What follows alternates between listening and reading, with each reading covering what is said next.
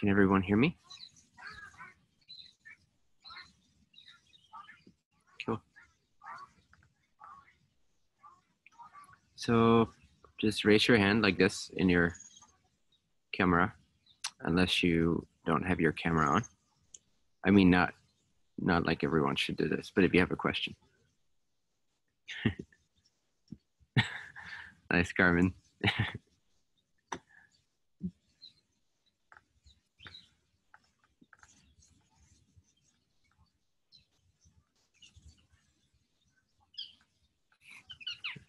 Oh, and when we're like this in these sessions, just kind of treat it as if you're in a classroom. So if you're like talking to someone else or something like that, just turn your video off at least.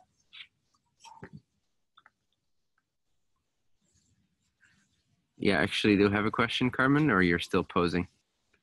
Okay, sweet. Go for it. I've been using the light body meditation. I love it. And I do a process where I go out as far as I can, then I come back in, and it's like I work it like a piece of clay. And I really get off my chops, right?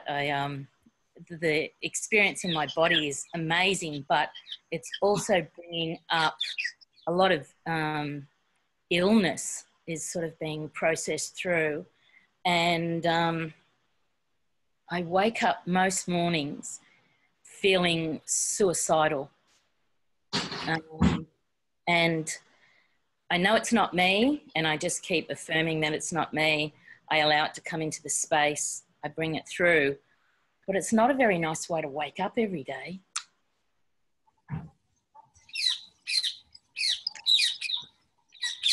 Yeah, I bet. Yeah. So have you figured out the cost for that? I've had a lot of trauma, like my husband actually suicided 8 years ago, and it was a really traumatic experience for the whole family. And I'm wondering if at the time, because I sort of felt like the experience happened and I saw the impact on everybody and felt like I needed to go and suck it all back in. And I'm just wondering if I'm having a slow release of actually letting the trauma out now. And the other sort of thought that drops in is that the way a lot of people are feeling in the collective consciousness? Right. Mm-hmm.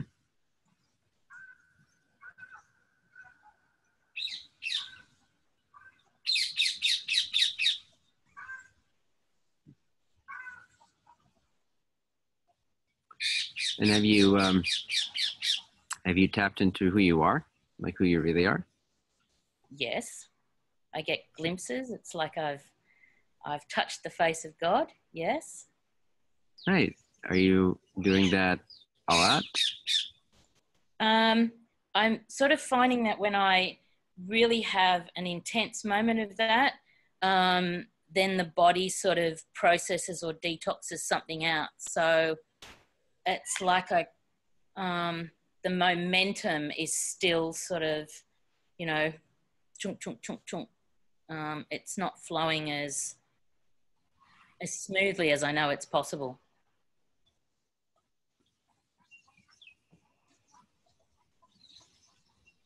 Okay, and what would you say is your query? I guess the thing that I find the most disturbing is the waking up in such a sort of a heavy vibration. And will it stop? Does it last throughout the day? No, it's just on that. It's almost like when I reawaken in the body, and it's like, oh God, not here again. And then I might spend 5, 10, 15 minutes just allow it. And I just keep affirming that, you know, there's no resistance here to this feeling. And then it dissipates when it goes. But Um, I have awoken in my life feeling better than that. And this started how long ago? This has actually been here before, about 2 years ago. What was the relationship to at that point? Was it the same? Did it feel the same? Yes. Cool. Yes. And but how long has it been going on this time? It's been going on again for about the last 2-3 months. And it's most days. There are some days when it doesn't, but yeah, it tends to be, 5 days out of 7. Sorry, and when did you say it started? How long ago this time? This time, around about the time that I really started using the light body meditation on a daily basis. Okay. So, and what do you get out of that meditation at this point? And how long ago is that you started using it?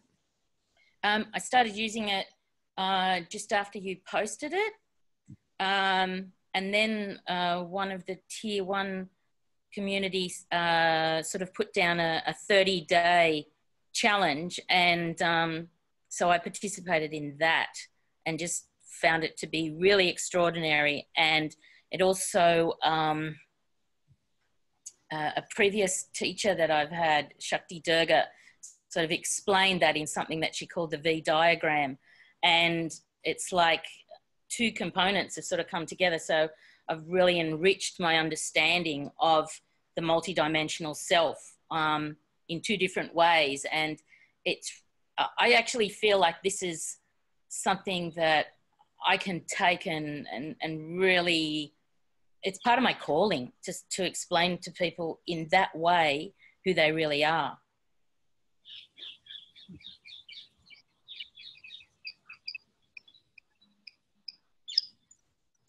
What do you want people to know? Like I really see through that process that, this little thing that we are here is just so almost insignificant when you expand out to who you really are. Because I really have that experience of how ridiculous it is when this part gets all, gnarly and gets all upset about things. And then you expand out to there and all of a sudden the realizations drop in, the R drops in, and you're just in bliss. And I guess, I work as an energetic healer. And so people coming all the time, with their stuff. And I think, get beyond the energy body and get out into who you really are. And that stuff tends to just dissolve. Mm-hmm. Mm.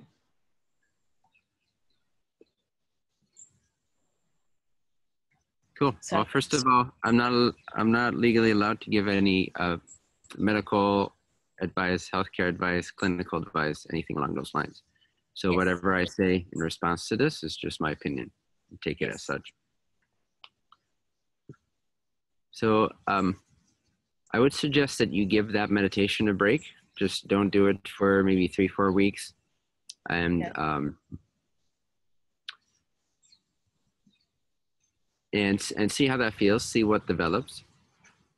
See how it changes. Maybe the waking up pattern.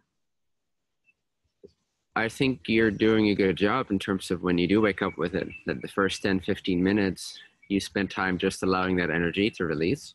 I think that's great. I don't think it's a negative thing necessarily. Okay. These things only tend to turn negative when we come to conclusions about them. Can you hear me okay? There's a truck. Yes. Okay. So I can see there is great benefit to this. And I encourage you to use Anurag's mantra of what is this perfect for, and to really interpret it as positively as you can and see what about this is serving you and how to best utilize it. And it sounds like you're doing a pretty good job.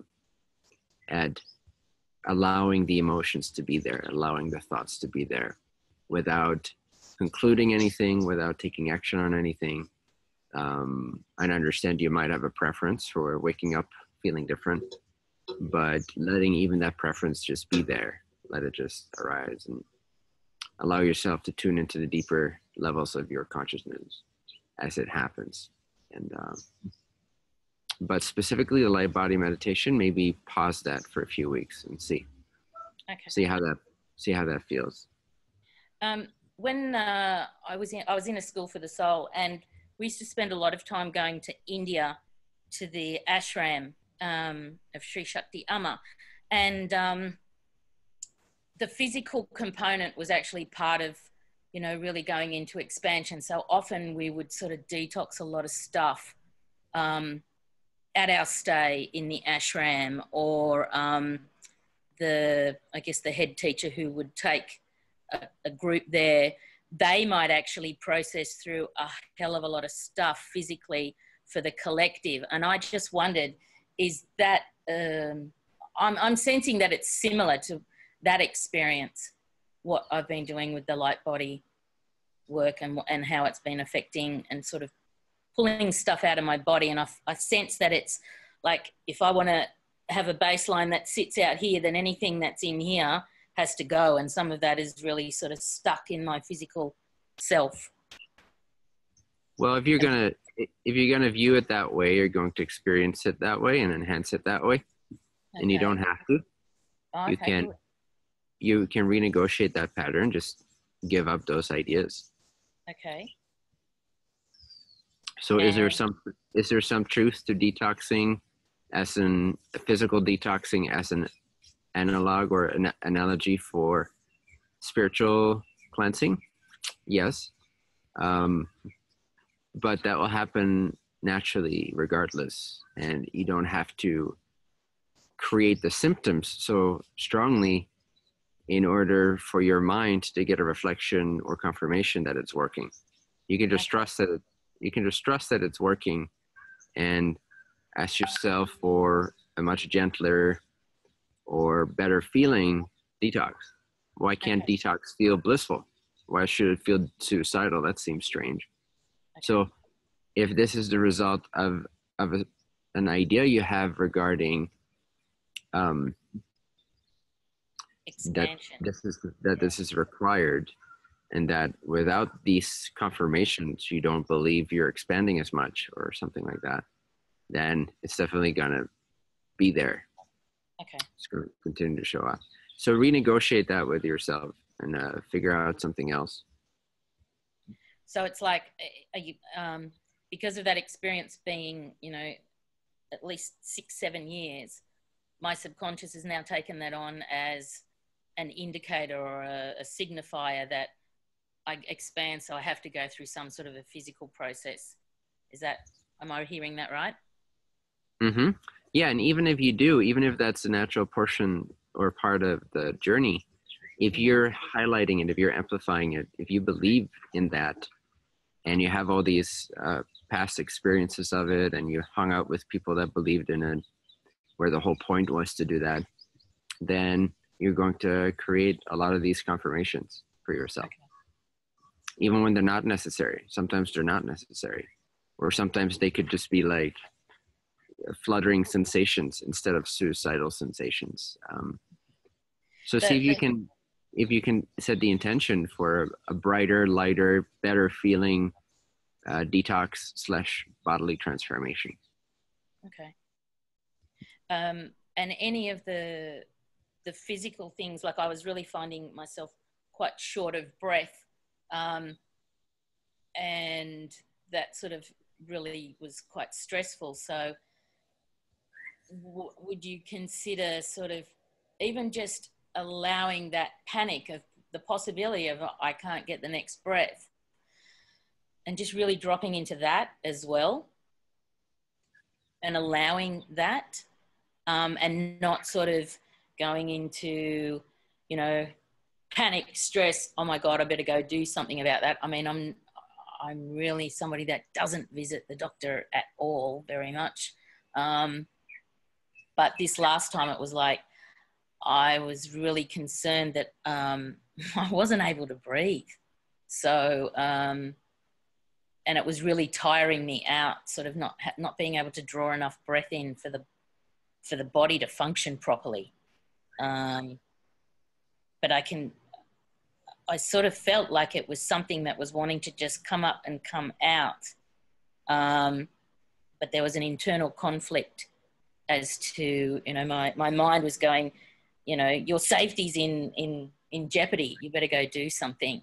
And then that led me down a whole ridiculous journey where the other part of me sort of went, see that happens? Don't go there. Don't listen to that. Cool. I would, well, first of all, don't be afraid of the doctor. If you have those symptoms, you might as well go check.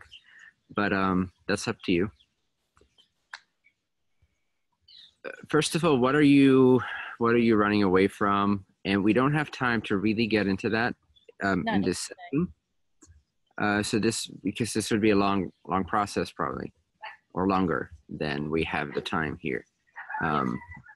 So nor is it regarding my teachings. Like this session, the intention for this is, anything that you're struggling with, but particularly what about the teachings to this point don't you understand? This is not necessarily for deep trauma release, nor is tier 1 necessarily for deep trauma release, although you can use the group in that way, whoever wants to participate in that way and assist you and hold space for you. Definitely you can ask for support and you guys can set up a call for this purpose. But so in the interest of time, I would just suggest that there's a fear that you have. There's a sort of a core fear that is palpable while you're speaking to me. And I'd be curious to discover for yourself what that core fear is, what you're running from, what you're avoiding, and what makes you restless to the point where you've been searching so hard for like multidimensional practices and philosophies and this and this and this. Because there's a little bit of a franticness about it, indicating there is identification. So there's identification with the body, and there's identification with the idea of what you are, the idea of yourself as an entity inside of a body. And so it makes sense that those practices offer you relief from that perspective. But you can look into that perspective without any kind of light body multidimensional practice, which are still within the illusion. But you can actually go to the very core assumption of yourself and identify that and see that one and see it until a natural distance or a natural transcendence occurs from that idea.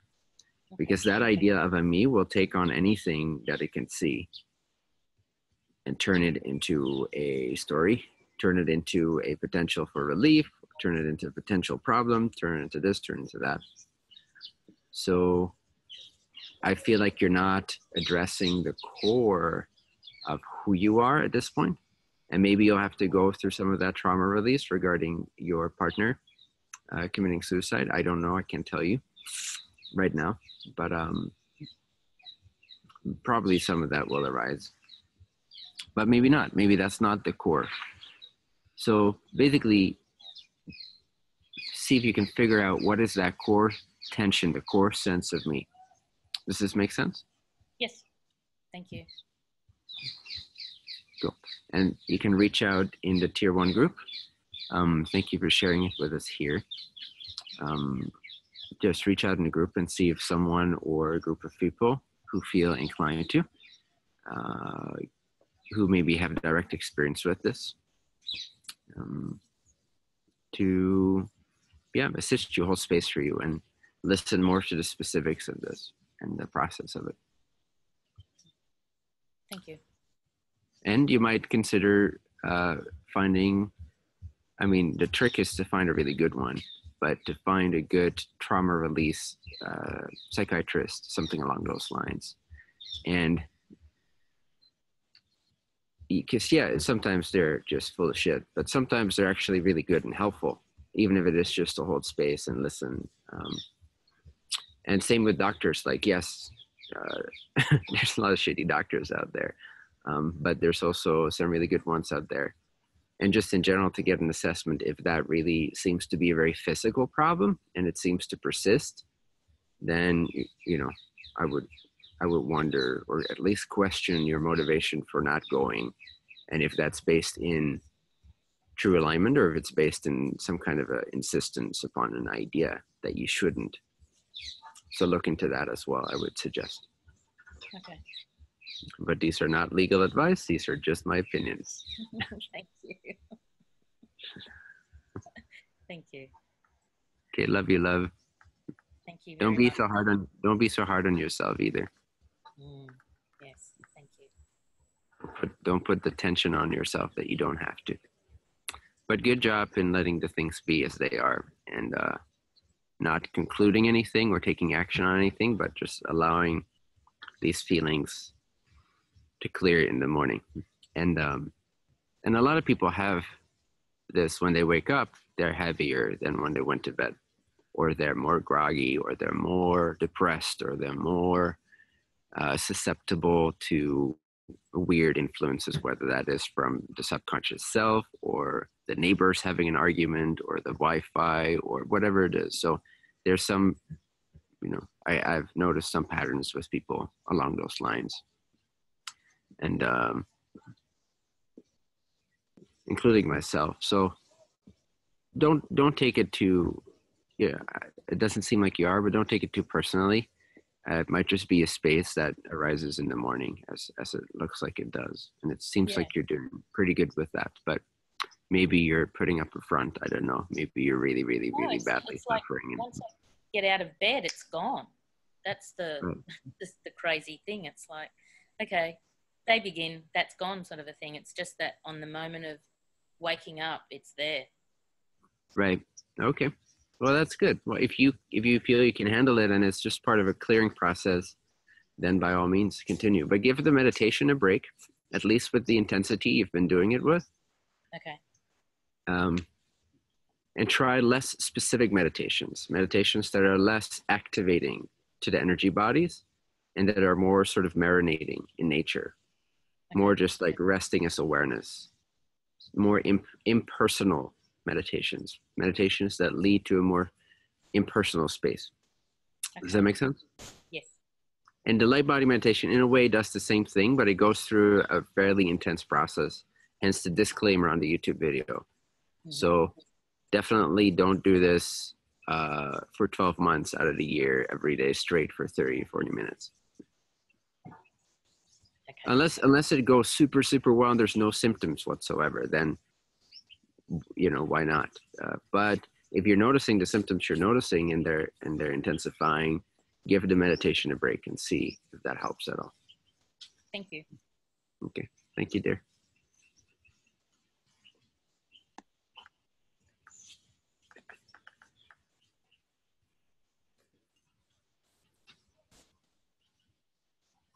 Raise your hand in front of your screen if you have a desire to ask me something.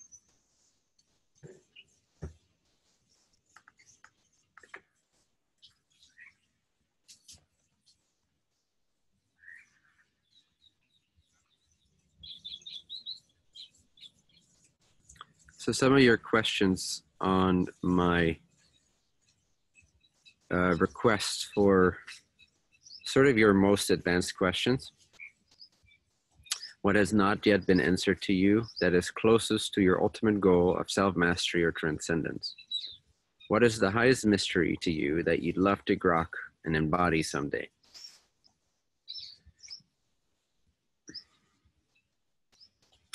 So a few people mentioned talking about the nuances of sort of the deeper levels of self-realization, particularly the change or shift or elevation from the state of I am to the absolute, or the state of consciousness, isness, beingness, the absolute. And again, here's my third caterpillar. One second.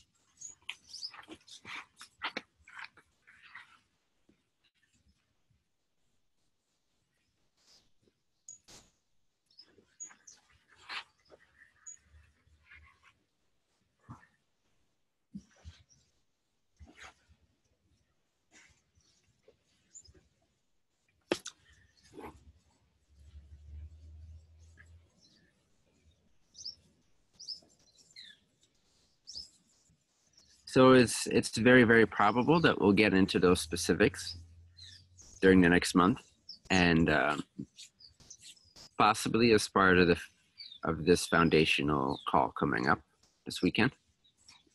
But if not then at a later point in the next month. So it might be a bit of a moot point to discuss that at this point. And then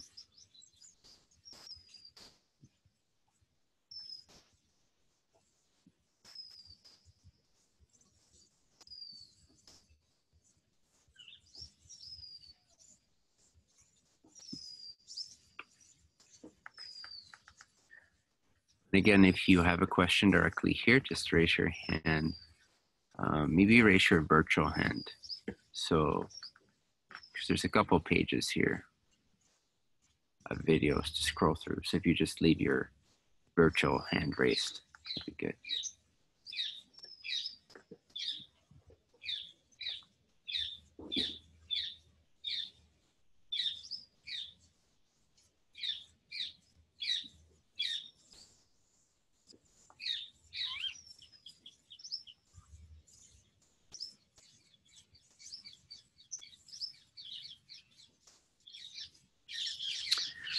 I've not yet learned how to completely translate my internal knowing of I am to expressed form.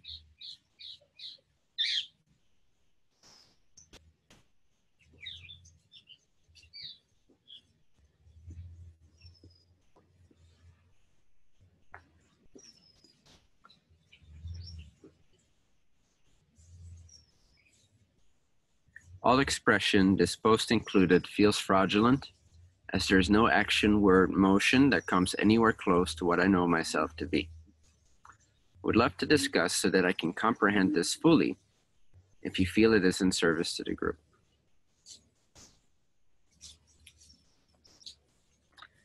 So yes, I'd say ultimately anything that is premeditated, anything that's like a concept or an idea about how to express what I am, how to express that pure oneness, it's going to be coming from the distortion. It's going to be coming from the conditioning. It's going to be coming from the mind that still believes it needs something. So truly, if you want to talk the truest expression, not that you shouldn't act as purely as you can and as deliberately as you can, but ultimately you'll find that completely uncontrived, spontaneous expression is best. And as a result of what you're tuned into. So also not just completely uncontrolled, like, whatever, and I'll be like freaking people out because that's what's spontaneous right now and I don't have to control anything.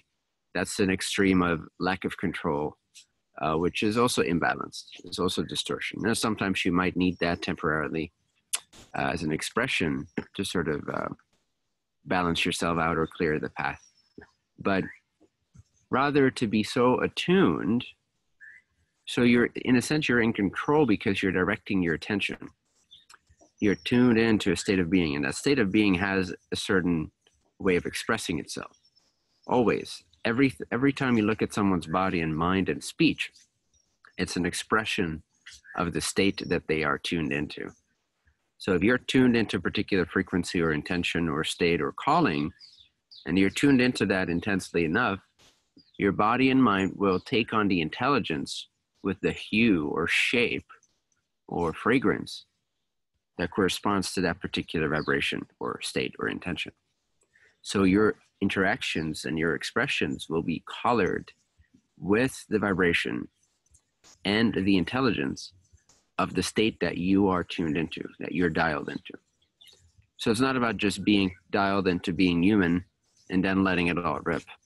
It is more about, okay, being tuned in, focusing the mind, focusing the consciousness, focusing the heart on the vibrational domain that is most in resonance for you. And then you will find very naturally, as I'm sure you've experienced before, that the body and the mind start operating on their own. It's like you're watching a movie. It's just expressing itself, and there's a timing to it, and there's a dance to it, and there's a precision to it. Depends on what you're tuned into a little bit, because the fragrance of what you're tuned into will come forth. If what you're tuned into isn't very clear or intelligent or in the best interest of all, then maybe your expressions will reflect that as well. But assuming that you're tuned into a calling that's in the benefit of all, and that is about love, wisdom, balanced service, etc., and letting more light through and more love through, you will find your expressions, your speech, your smile, your actions, your vibration, your aura will naturally take on that shape. Very naturally. You don't have to do anything. You're just watching it happen because you're tuned in. What you're doing is you're tuning in.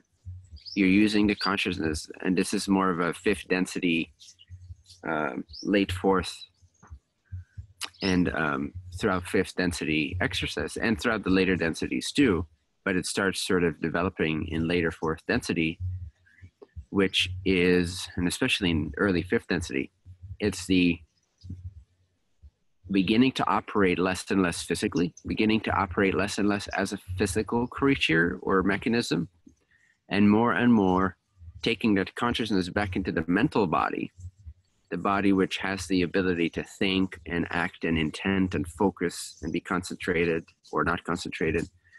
And using that quote unquote mental body and the intention that's aligned to the self,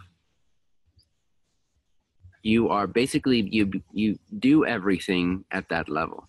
And if I say the mental body, I don't mean the intellect. I don't mean the human mental aspect. I mean that deeper mental body, which is that it's closer to the bliss body. It's closer to the higher self. You could say it's commensurate with the fifth density body. You could call it the higher mind. So when you're starting to become more aware of yourself as that field, rather than see yourself as a physical creature, as an ape with a well-developed brain, you start to actually use and guide and direct your life from that level more and more. So your actions will be on a mental plane rather than a physical plane. Now the physical body will then be an expression, will be an outpouring, will be flow further down the river. The source of your actions will be what your mental body is tuned into. This is also the beginning of discipline and crystallization and focus. And so when you begin, kind of like the image of the yogi. So the yogi begins to use the mind and uses basically the mind only for its actions, and the actions then follow. Again, the fifth density entity doesn't actually have to physically move around. In fact, in the higher fifth density states, there really isn't a body as we know it so much. So it's all a matter of projection at that point.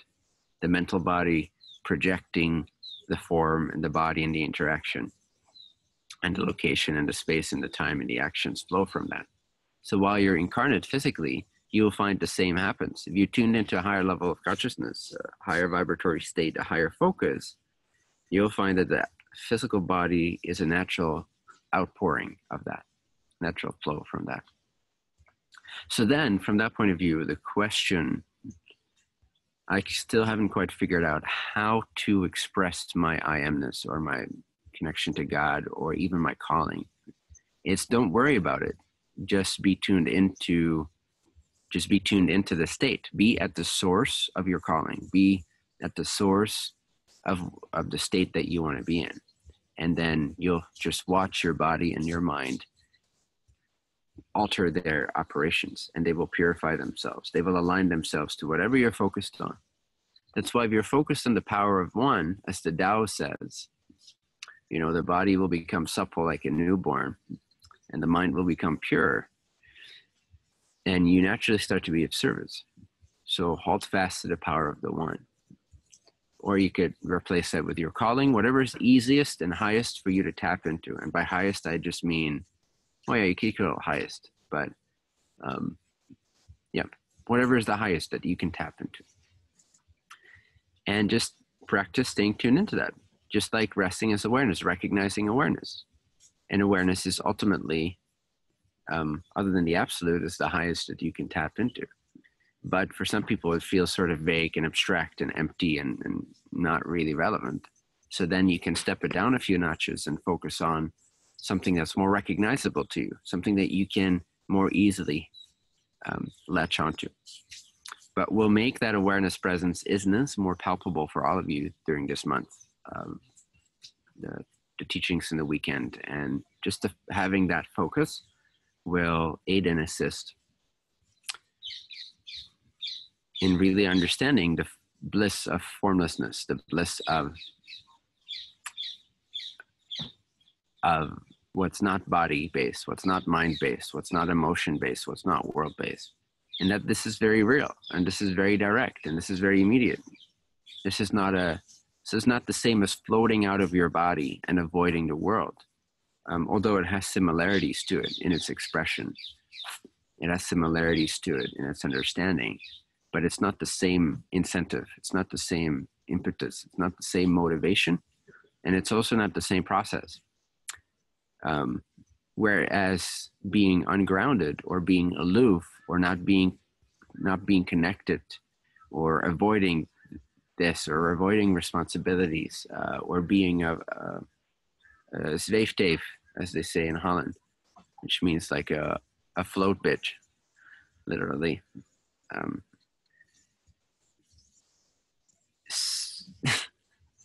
never thought of that, but that's what it means, a float bitch, zweefteef. Cool. Anyway, what's different from that versus, say, someone who enters a very heightened state of self-awareness, where also the body disappears and stuff, and the mind disappears from view, even though it's still operating, it's still interacting, it's still doing its job, so to speak. But the awareness is filled with awareness itself. The difference between that and being a float bitch is that the float bitch uses inside of the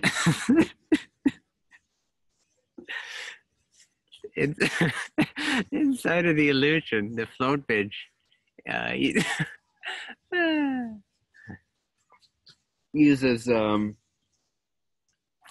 uses one thought form to replace another thought form. Whereas the sage, if you will, or the sage approach at least, it's not to avoid anything, it's simply to realize that it's not real and it's not what you are. So it's actually meeting yourself head on. It's not entering into a floaty, dreamlike space of what you'd like reality to be instead, and giving it different colors and unicorns instead of horses. That's a form of escapism, and it's a form of not becoming more present. Whereas what we're talking about and what we'll continue to talk about the next month is about being so present that the world disappears. Becoming so present to I am, to I exist, that the world naturally disappears, and the relief from the world arises also as bliss. The bliss of the self begins where the sense of location and space and time and physicality and memory begins to fade away, or take a back seat at least. But that's different as creating another set of memories and thoughts and projections, and pouring all your hopes and dreams into that, and then spending time in that at the exclusion of being present. So that's not the same. But again, anything that you intensely focus on becomes at the exclusion of all else, naturally. When you become really focused on something, everything else starts to disappear from your experience. Hence the saying, those aware of the world cannot be aware of the self. Those aware of the self cannot be aware of the world. The more intense your saturation, your awareness of awareness, the less intense or palpable your awareness of body, mind, world, doership, etc. So yeah, it feels good also to the escapist in us. It feels good. It's a sigh of relief but it's a bonus effect. It's not the motivation, you see. The motivation is not to escape anything. Although it is, the motivation can be to be done with suffering. But the approach is to become really present with the truth in order to do that. Not to create another thing that you think will give you happiness or will bring you relief, when it's really just another form of hopes and suffering and delusion.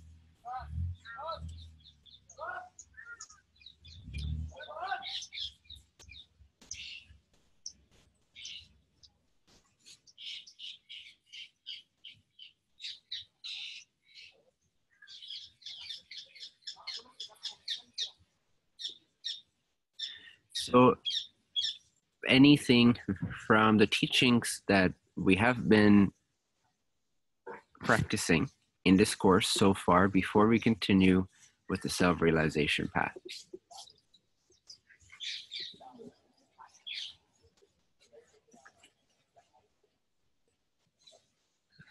You guys all feel pretty solid. You all feel good. You all feel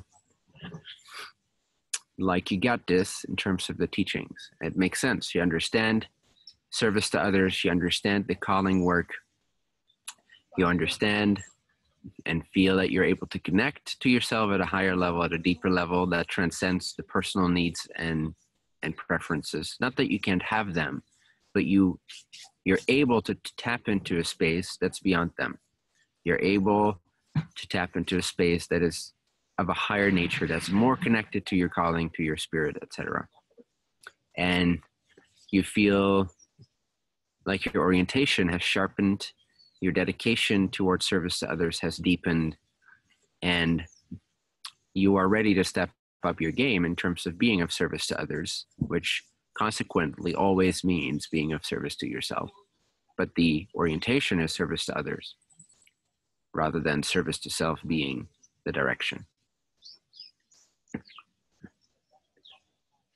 And you feel like you have a basic grasp and understanding of how sort of the egoic structure works. You understand that you're not your thoughts and your emotions, and you're able to work with that. You're able to let them be. You're able to rest as awareness, at least to a basic extent, where if thoughts and emotions come up, you're able to sort of discipline yourself, allow them to be as they are. Don't come to conclusions. Let the storm pass.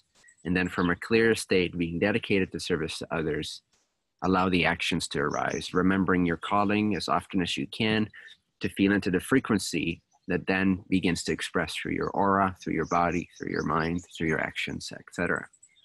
You feel you're pretty clear on all this. And I see your question, Sophie. But other than that, is everyone clear enough on that to where you feel like, yep, I've got this. I mean, I can master it more for sure, but I've got this to a very good, very decent degree. I'm happy with that. I know what this is all about, and I can proceed from here into self-realization, understanding the basics of shepherding consciousness very well at this point.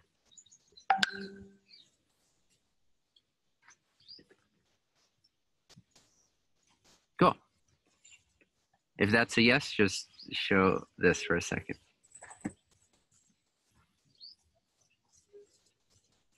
2 thumbs up. Okay, cool. Cute. Okay, Sophie, feel free to unmute yourself. Yes, I have a question because you said it's all a matter of projection. And I was wondering who is projecting? I said it is all a matter of projection. Yeah, you just said this. It was in the question of to go from physical body to mental body.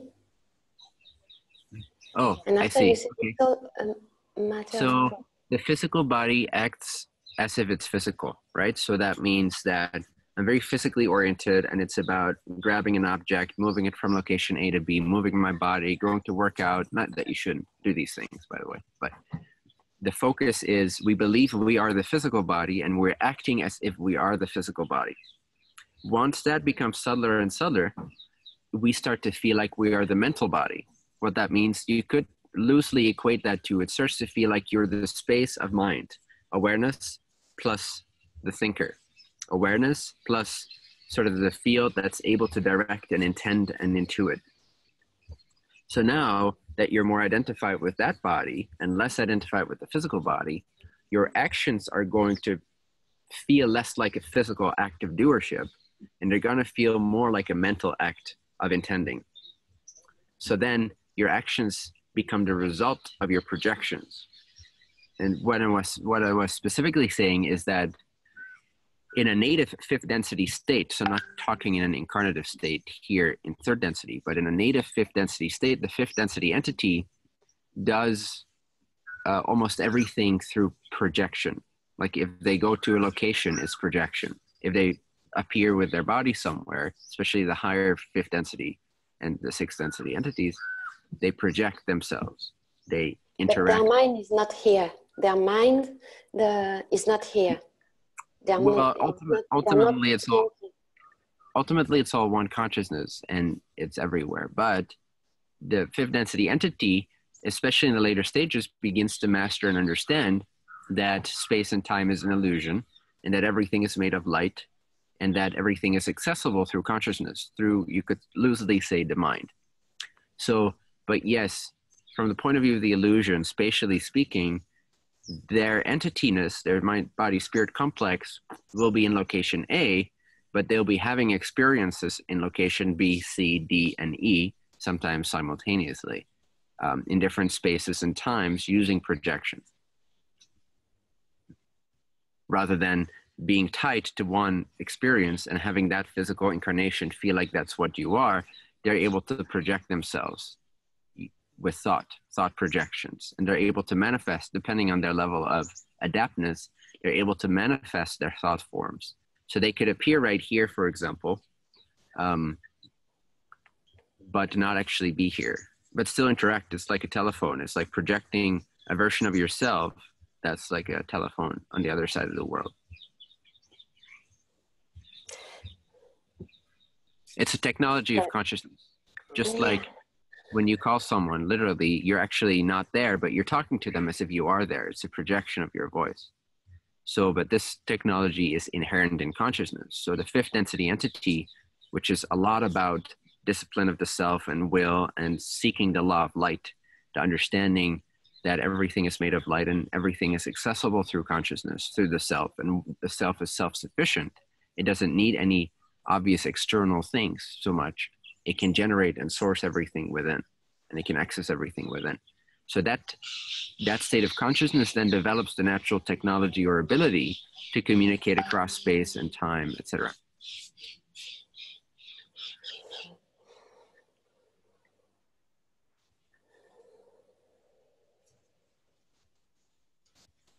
Make sense? Yeah, thank you. Yeah. Does that answer your question?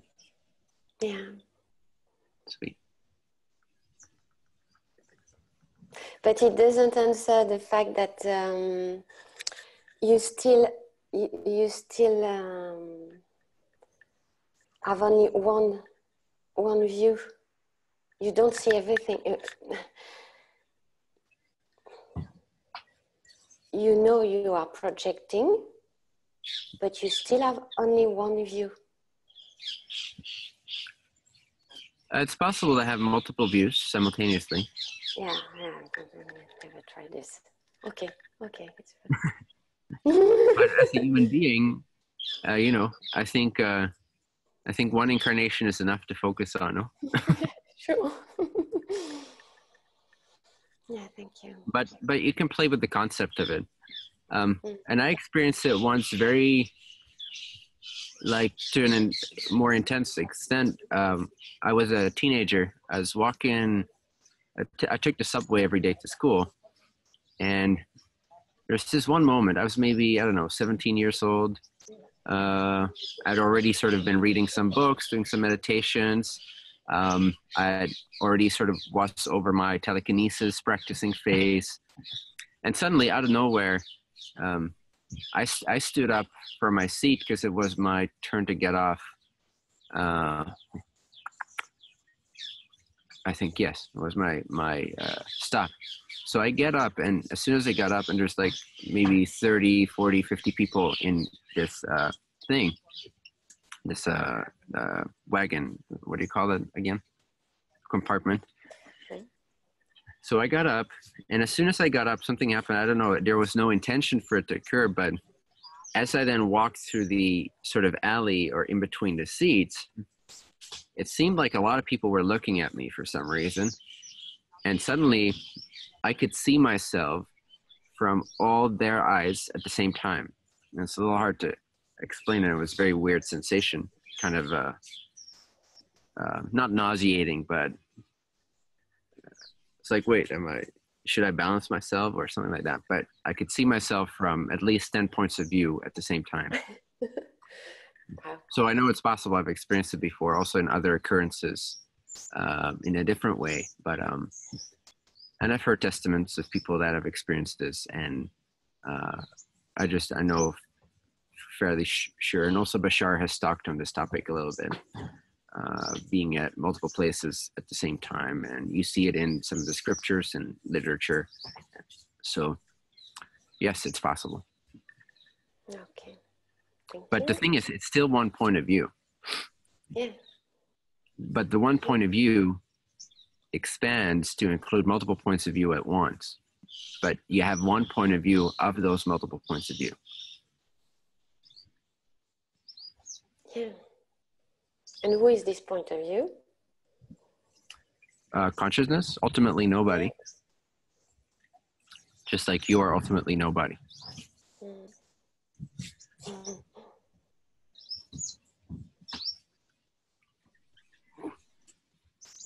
Thank you.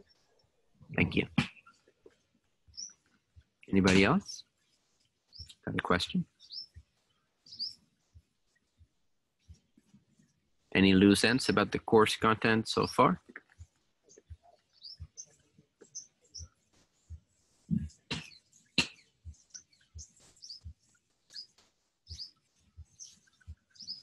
If not, then if you have another question that excites you, that's welcome as well.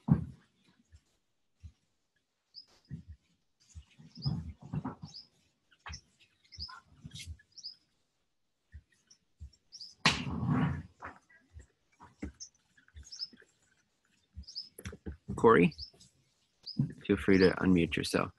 Kori, Corey. Okay, can you hear me? I can. Okay. So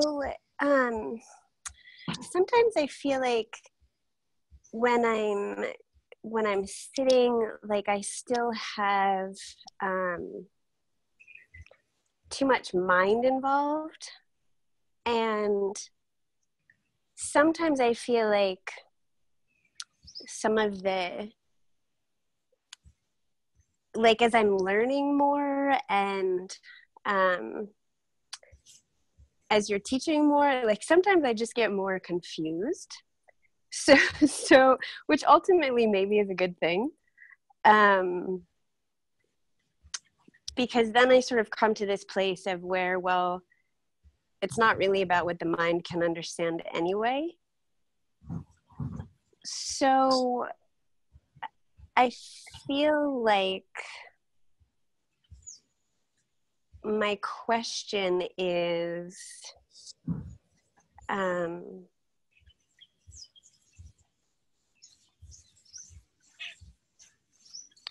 Can we just kind of drop it all and ultimately get to the same place as sort of what we're trying to do with some of the more specific instruction around? Well, I would say yes, but let me know what is the state that you want to get to, and what's your visualization of that or imagination of it. Because there are certain specific instructions, certain specific exercises that do help you get to a specific state that otherwise you probably wouldn't necessarily find that quickly. But if you're talking in a general sense, general self-realization, general increase in well-being, general increase in clarity, general increase in transparency of the self to the all that is, then definitely dropping it all is the practice, basically. So you don't have to understand anything to do that. But there are certain subtleties and specifics that can help accelerate that process. But if you're taking that too mentally or intellectually, and it drives you crazy, then that is a good thing, because that will force you at some point to give it all up anyway. And then you're doing the practice anyway. So, but feel free to question more specifically about this. Yeah. Okay. So I just had it again. It just popped in and then disappeared. I guess maybe part of the question is like how to use the mind and engage with the mind, but not the less the better. Okay. There we are. For everything, for all your activities, for your well-being, first of all, for your service to others. There is the fear that we have is if we don't interact with the mind, we'll lack intelligence, but the opposite is true. The less we associate and attach to the mind, the more our consciousness is detached from the mind, looking at it from a place beyond it, or not even looking at it, but looking at itself, awareness looking at itself.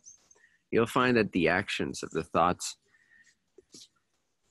you start operating without mind, basically, effectively, or spurts of mind, but not the same mind that you used to have, that you're familiar with. And it is like the higher mind, if you will, takes over occupancy. And you'll feel much better, much, much, much better. You'll feel much more in flow, much more of the time. Your actions will be more pristine and pure and much less self-motivated. They'll naturally be connected and plugged into the motherboard of all that is. Therefore, all your actions will contribute to harmony between all that is and understanding and acceleration of all that is. And you're perfectly operating. Plus, you'll be more intelligent. You'll be more precise. Your timing will be on. And those are the things you can't do. You can't do with thought. That's intelligence that operates the body. It's innate to every portion of the creation. And when the entity that has been attached to that portion of the creation, in this case, your body and your mind, becomes loose, sort of starts to recognize its deeper self, while the body does what it does, then there's an intelligence that takes over. Okay, so yeah, and I feel like, so my primary practice lately has just been going back to the pausing for 2 to 5 seconds and just repeat. And then I feel like what I hear from you, and whether it's a post you share in Tier 1 or Instagram or whatever, the things that pop up, it does feel like they're landing in a different way without any kind of like direction or intention from the mind. And I feel like it's been the deepening of just like the pauses that are allowing for the deeper saturation beyond the mind, so that even then when I sit in silence, like that's deeper too, but without any direction from the mind. Mm-hmm. Yeah, that's great. No? Yeah, it is. It is great.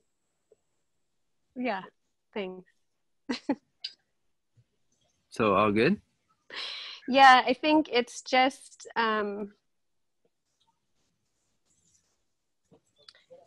the question really came from sort of wondering what to do when I feel like I'm trying to follow like some kind of instruction around what to do, and then the mind takes over. So just drop it, basically. Just keep dropping it. Well, yeah. Well, And that's the an deeper instruction. thing will emerge. But, but that's an instruction. That's an instruction equal to a lot of the other instructions that I give.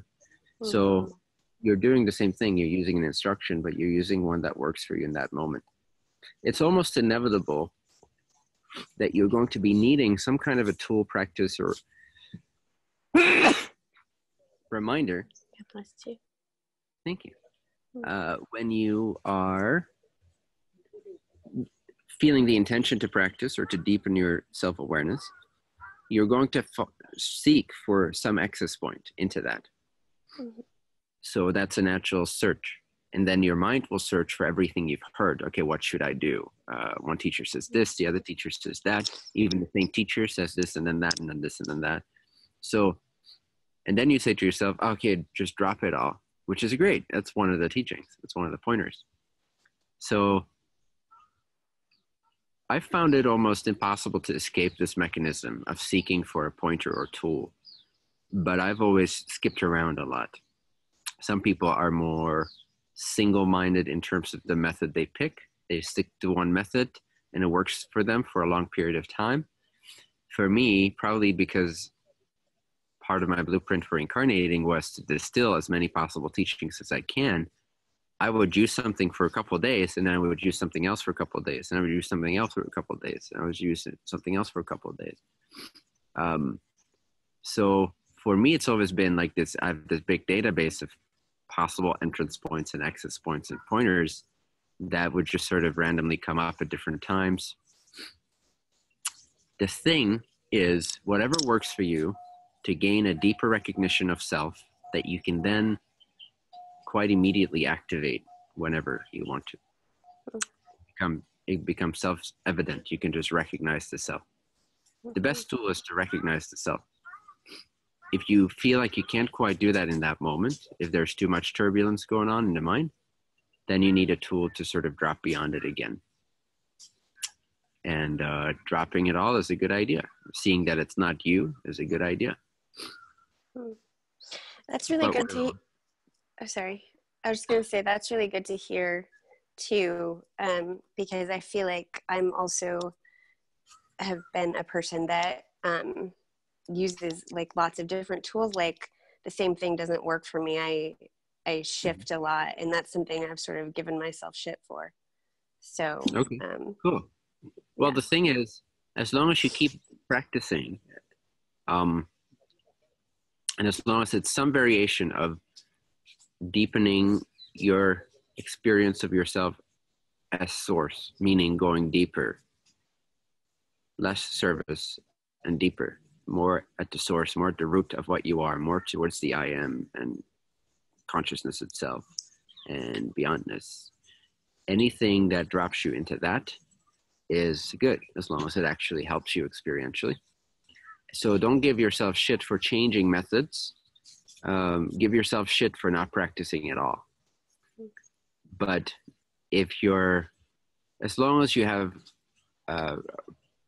your practice keeps going, then it might evolve into different things over time, and it might jump around a little bit. That's okay. You don't have to always use one tool. But the concept is the same. If the concept is not the same, then you're not digging the same well. But we'll get into some of this as well during the foundational session. Some of the main methods that I recommend that you can always rely on. And you probably already know them or have heard of them, but we'll go into them a little bit more. Thank you. And again, if you're not practicing, which it sounds like you are practicing, but if you're not practicing, again, it's because you don't really want to, right? So the desire will generate it, anything. So I said, like, you beat yourself up about not practicing. It was sort of joking, but rather than beat yourself up about not practicing, see what you can do to deepen and intensify your desire for it. Because this alone, just intensifying your desire for it, a lot of the extraneous stuff will just fall away, and you'll start feeling happier already. You'll start feeling more tuned already. You start feeling more precise already, more intelligent, more clear. You start seeing through your own bullshit much more clearly, just because suddenly you want it more. And that's a delicious state to be in, just wanting the true self and not the false self, just that. Just the concept of, I don't want the false anymore. I just want the truth. That's the most powerful tool, because that will attract the practice for you in each moment that works best for you. It'll just show up. You're like, oh, okay, this access point. Or the book will show up, or the quote will show up, or the video will show up that you need the most in that moment to go deeper into the self and see more through the illusion. Detach from the illusion and rediscover the truth. I felt the question emerge of how do you increase your desire? How do you want it more? But as soon as you said to want to know the truth, as soon as you said that, I felt my own desire increase more. So that's great. Yeah. The only valid time to ask the question how is that question. How do I increase my desire for the change or the transformation or the awakening? Not how do I awaken or how do I do this? Those are rarely valid questions. They're always postponements. But the question, how do I increase my desire for the change, is a much more sourceful question. And yeah, there's absolutely ways to do this. One that I've always liked, or that sort of came natural to me, is, but I think this works for everyone, is see how what you're currently doing doesn't work for you. As long as you tolerate it, you will not be inspired for the change. So you gotta sort of face the facts and see that you're done with it. You're tired, you're fed up. You don't wanna do this. You wanna be quicker about it. You wanna have a direct access point. You don't wanna take 25 fucking years to purify yourself. You want it now. So, part of that can be egotism or vanity, but usually if it gets really activated, it's a genuine stream of desiring purity and knowing that you can absolutely in an instant attain purity. So it is just about that desire. Instantly, as soon as you want it, you're already pure. Instantly, right there and there.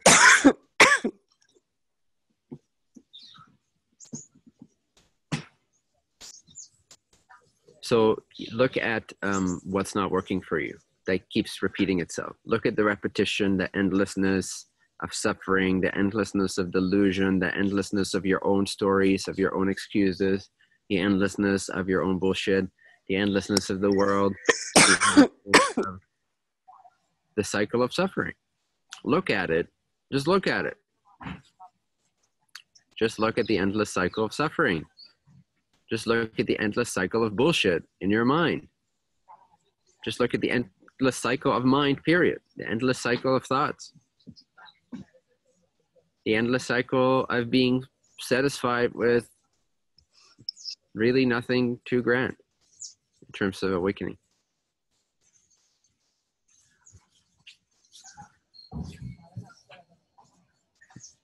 Be grateful, but don't be satisfied with the illusion of your own stuff. Accept it, forgive it, get to know it. But if you want to accelerate your desire, you got to face the fact that you don't like it.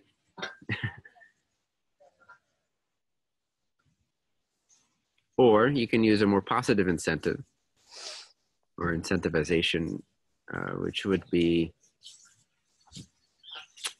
understanding how amazing it will be. Understand what you're missing out on. FOMO your way into greater desire.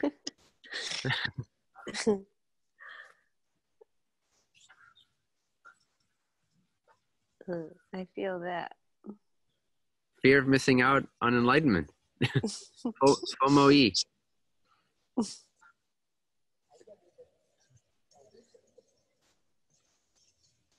FOMO, eternal, infinite bliss. FOMO, truth.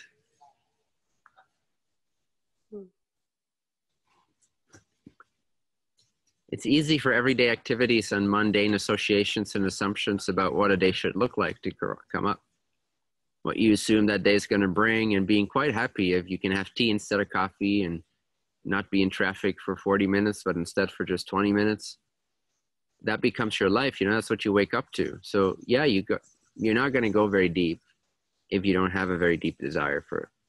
So the desire needs to intensify, and everything else will follow. So it's a very valid question. It's a very great question. How do I increase my desire?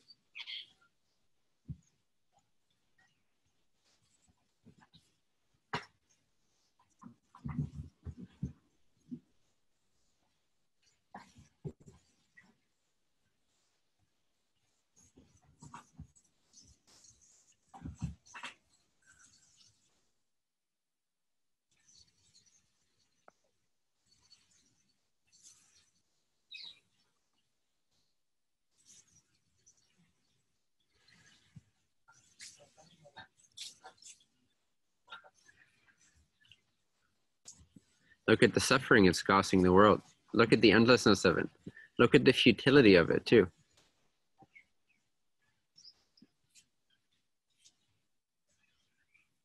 Even as important as it seems to save the world, so to speak, for lack of a better word, or awaken the world, etc., rebalance the planet and all that. If you look at it in terms of eternity and billions of years, an infinite vast space of trillions of stars and galaxies, then do you really think that what happens in the next 20 years on this earth matters one bit?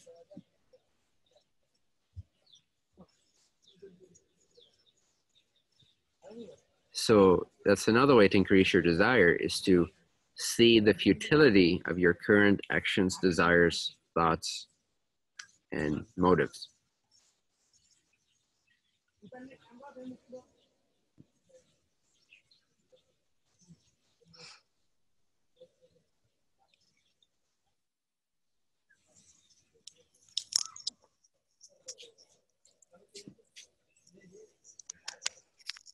Does it make sense?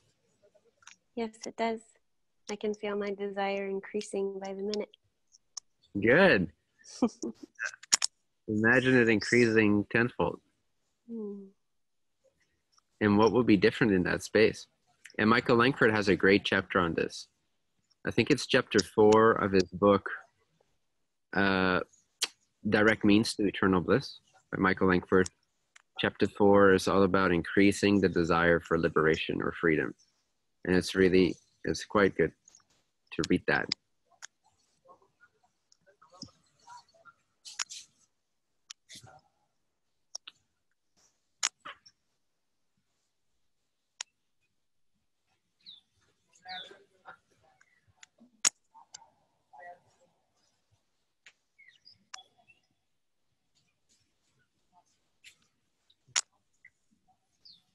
And being done with the attachments in your life too really helps. Like having nothing else to look forward to. Just because it doesn't interest you, not because you're hopeless or desperate necessarily or suicidal or anything like that, but just because you genuinely don't want anything, because you know where it's going to lead. You know it's not going to lead to anything permanent. You know it's not going to lead to the truth. I feel like I'm at a point where I can see that. Like I see it, and yet sometimes many times there's still automatic reactions of the person. But I'm seeing that, like I'm witnessing it. and I guess the automatic reactions are less, but yeah, I guess I'm in a place of seeing, and maybe in seeing, then the automatic reactions will stop more and more. Yeah, especially if you intensify the seeing of the seeing. So it's one thing to see the objects, but it's a whole other ball game to see the seer, or to see the fact that you're seeing. Because again, in essence, you can only be focused on one thing at the same time, so to speak. So if you're seeing your reactions, then that's what you'll see, and that's what you'll fuel your awareness with.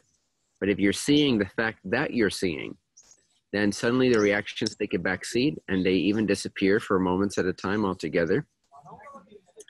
And you become aware of this stream of consciousness, the stream of isness, of essence, of beingness, of joy, of bliss. A stream that's the self. It's not the other self. It's not the objects. It's not the not self. So instead of just locking in on what you're seeing, which is, I sometimes think it'd be great for Vipassana to change its whole instruction or curriculum, because the setup is so cool. You sit for 12 hours a day. You don't get to interact with anyone. You don't get to have sex. You don't get to sleep for more than 4 or 5 hours. You don't get to read, I don't think, even. And this is for 10 days, I believe, those Vipassana retreats. But they're so fucking useless because they just have you sit and look at what comes up. It's the most useless waste of such an intense period of time. If you change one little thing and you have them look at awareness itself, it'd be amazing, an amazing environment for self-realization. In fact, everyone's wasting 10 days of their ass muscles. And sure, that amount of time will naturally generate some state of elevated consciousness, but it could be so much more efficient, in my opinion. So it's not about watching what arises, it's about watching the fact that you're watching until you get lost, but bright and awake, not lost, dreamy, lost, but very intense, palpable, present, presently lost, intensely, palpably, clearly, lucidly lost in awareness of awareness, awareness of isness, of being. Same thing. Rather than looking at the person react and do its things. That's a good state to return to as a baseline, to be the witness of your thoughts and your emotions and your interactions and to learn from them. But when we're really talking self-realization, that's not quite enough detachment yet. That's not absorption. That is still watching the illusion, believing the illusion, being located somewhere, space-time. It's not really self-realization oriented so much.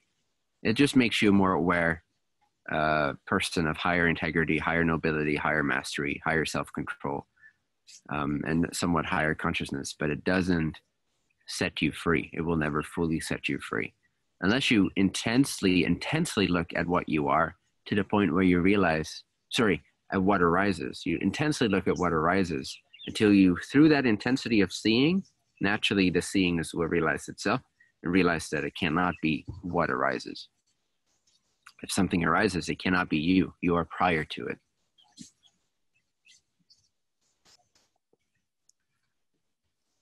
Does that distinction make sense? Yes, it does. I can feel it very clearly right now. Good. So next time that you notice yourself seeing the reactions, dismiss the reactions altogether. Be like, this is not who I am. Who even cares? This is going to be an endless fucking movie of me watching my person react in the world. To what extent? So that I can be more mindful and I can tell my partner that I'm aware of my emotions. I'm not just triggered anymore. I'm triggered, but I'm aware that I'm triggered. Do I really want to practice that for the next 15 years of my life and not get any relief? Other than like being less motivated by what I see, which is cool, but it's really not that significant compared to self-realization. Self-realization means realization of self, not realization of the triggered person. So to realize the self, you got to place your attention on the self. And your triggered emotions and the personality are not the self. They are what appears. Now they appear to the self. So to be aware of that which is aware is a direct path to self-realization. Use the same amount of time, might as well use it more intensely, more productively, more liberatingly. You deserve liberation, and you don't deserve to be a Vipassana junkie that just watches. You know, it's this whole thing, this whole, I mean, it has good qualities and it's better than complete identification, but like mindfulness magazines, yoga magazines, and then it's the newest, hottest article or interview with this person who's like talking about mindfulness and how cool it is that they're aware of their thoughts now. And yes, it is cool, but none of these people are free. None of these people know the taste of pure bliss, of sheer bliss, of God. And you deserve that. It's just it's performing duty to like look at your thoughts and emotions and distance yourself from them and not react while they are reacting. It's punishment. You know, what's the spiritual relief in that? You stand in that corner, you don't get to interact, but you get to watch do this or that or whatever it is. It's just nasty. It's like you go sit in your corner as the observer and watch yourself get triggered all day long and then feel good about yourself for watching it instead of reacting to it. But it's really not that fun. It's not that fun to watch your thoughts and emotions. It's fun at first when you realize like, oh my God, I'm not my thoughts and emotions because I can look at them. That's great. That's a great revelation. But then if you continue to watch your emotions and your thoughts to hopefully become a better, more mindful, more yogic person, you've lost the plot. It's just punishment, self-punishment, and you deserve much better than that. You deserve bliss and liberation.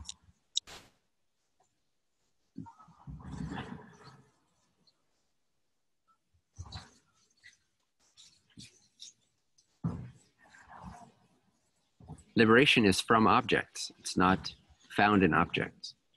Liberation is the state of self-awareness devoid of objects.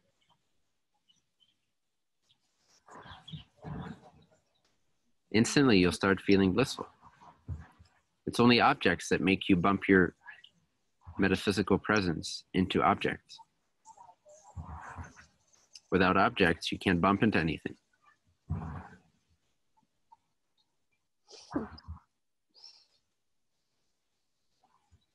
So turn attention onto the self. Ignore the triggers. Ignore the thoughts and the emotions. Unless you want to learn something from them, which is cool. That has a relative function. But again, realize from the point of view of self-realization, we have to realize at some point, if we want to deepen our desire for true liberation, we need to recognize the futility and the endlessness of working on our not selves.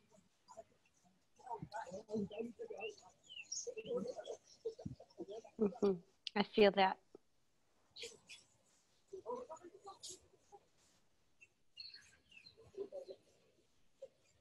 Nice. Good question. Thank you.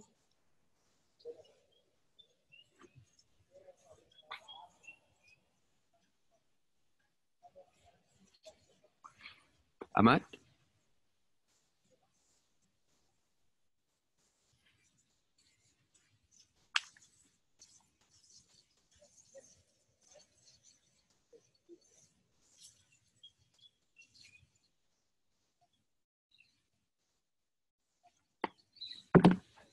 I cannot hear you.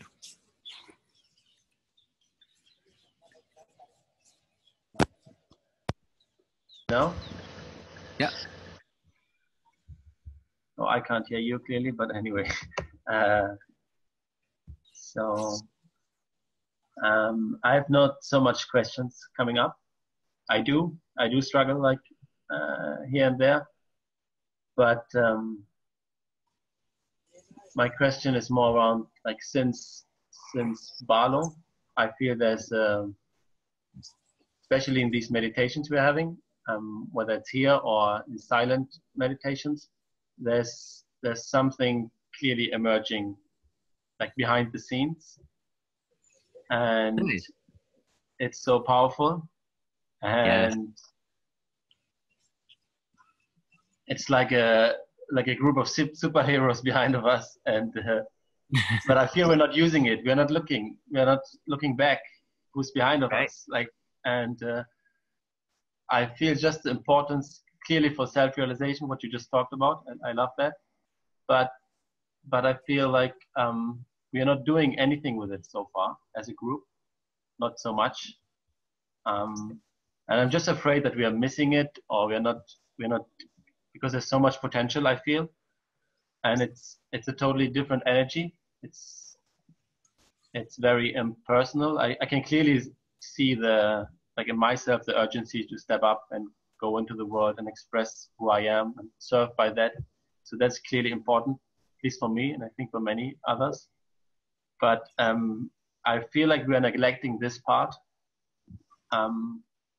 this greater part of the field, watching us or working on us. And I feel there's some activation needing to happen from both sides, maybe. And just my question is around how are we going to do anything with that, a foundation session or any? I'm not sure what to do, just to tune into it, but I'm not sure what to do or how to activate it, how to work with it. But I feel there's clearly the potential, a huge potential in this group, which is still, sleeping, not really awakened. So, yeah. So you're talking on a relative level, right? You're not talking self-realization. You're talking like alien higher self family that wants us to do something in the world, right? Yes, I guess so. Yeah. Okay, cool.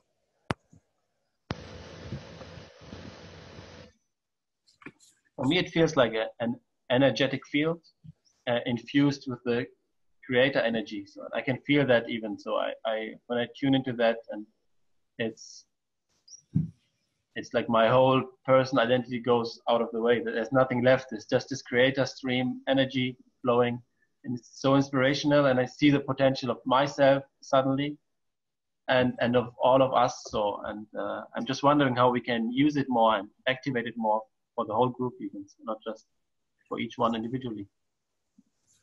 Mm-hmm. Yeah. So the idea I had a few weeks ago, or just the sense I had, was that we'd go through a phase, kind of like to wrap up the course. It feels like, okay, we're going through a phase of self-realization, making that much more precise, that understanding, and much more experiential for a lot of you. And then coming out of that, so to speak, or not coming out of it, ideally, but then allowing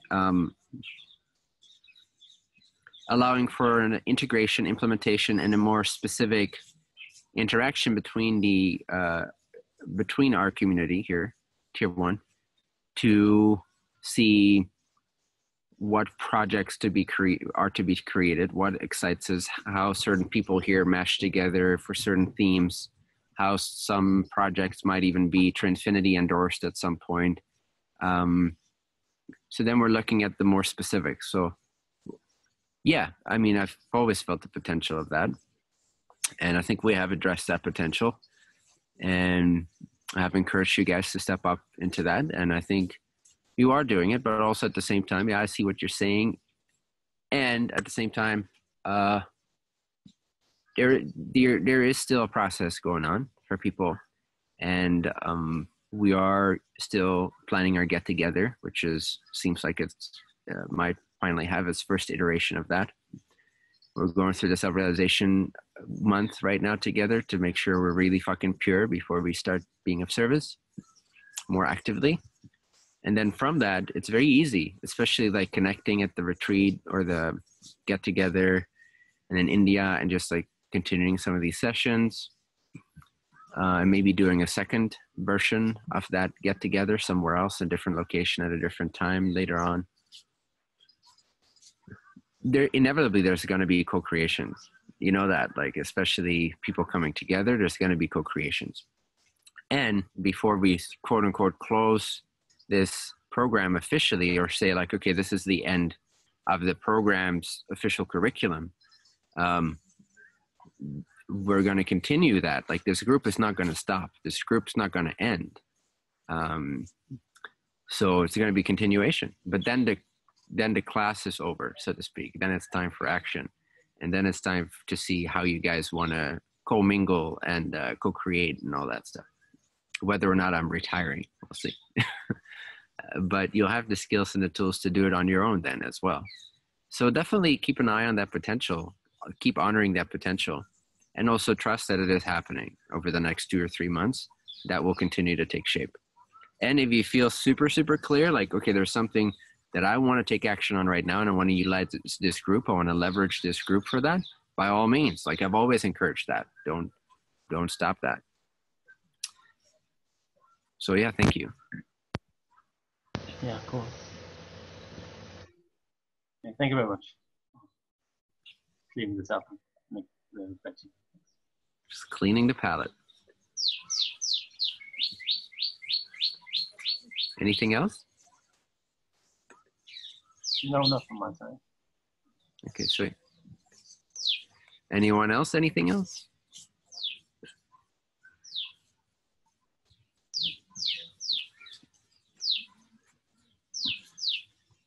Corey Smith?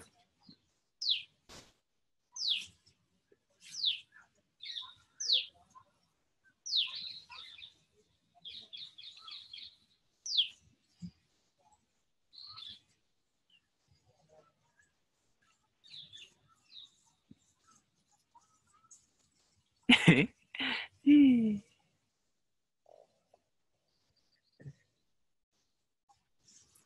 you hear me now? Yep. How are you? I felt you quite strongly this whole call. I'm curious what you have to share. I don't even know how to share it. I don't even know how to put it into words. That's good.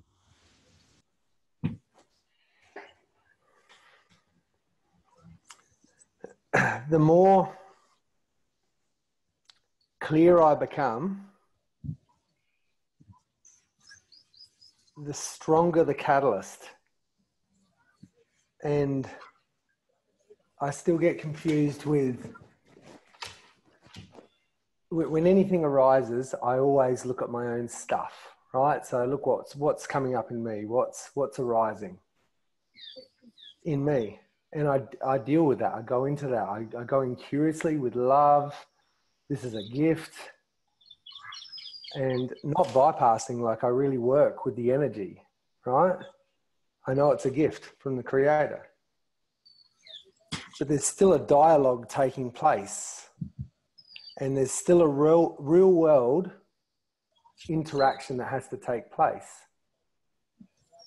And with the scale of catalyst that comes up for me these days, needs to be dealt with.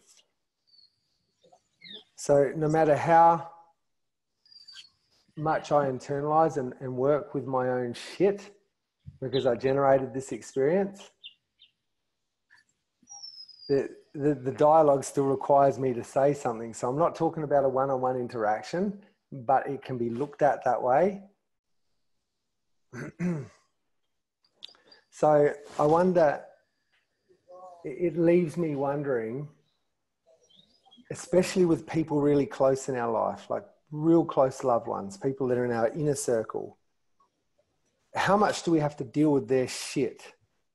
Even though they're just showing us our shit, their shit's on the table too. And Yeah, I just get confused with the dialogue. It's like, go inside, work with your own shit and don't deny it. Right. But you can't stand there like a stuffed mullet and sit on the floor and Sure go, you can. hold on, I'm just going to meditate on this. You absolutely can, my friend. You can, but like in certain situations, you can't. Like what? Well, like if... I don't want to go into too much detail because we don't need to, but like if somebody subpoenas you for something, you know, right. Like if our wonderful government with their loving ways that aren't interested in control come in and use their enforcement, you can't sit on the floor and close your eyes. Like you have to, for me, my process is, you generated this. There's something beautiful in this for you. Great. But you still, in the real world, have to do something. But that will flow from your state of being, no? It doesn't have to be an act of doership so much as it is having a whole consciousness, accepting it, allowing it, not judging it, seeing it as love, but then using that whole awareness to tune into your desired, not so much outcome even, although you could do that too. It always helps to have a brief, 20-minute visualization, or sorry, 20 seconds or 20 minutes, but 20-second visualization, just dropping that seed of the intended outcome. But even more primary than that, I think, is to see it as love, to see the substance of it as much as you can, rather than the form of it, the description of it. And realizing that, yes, you actually fucking could sit on the floor and not do anything about it. First of all, for starters, like baseline, you actually absolutely could. Don't rule that out as an option. I'm not saying you should do that, but I'm saying never rule that out as an option. You always have the freedom to not at all do anything about anything. That is an option. That's part of your freedom. Again, not saying you should. I'm saying be open that that too is one of the possibilities. Don't shut it off automatically, because it is one of the options. And sometimes you'd be surprised how much gets solved by not doing anything about anything. So there's a few components to this. In general, I would say design your life to be as simple as possible in its execution. This is one that I've had to learn, and it's not so much my focus now, because I feel like right now I'm exactly where I want to be, and like that's what I've accomplished in terms of design. And it's exceedingly helpful to increase your state of being to the level that you want it to be. So if your life design is fucked, then yes, you're going to be forced to, let me just scroll through until I see you here, because I'm seeing myself right now.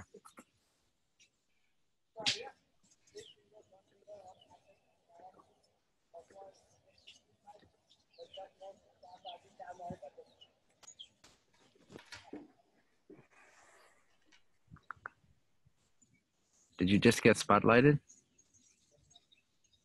Yeah, I did. Okay. Cool. Myself. There you are.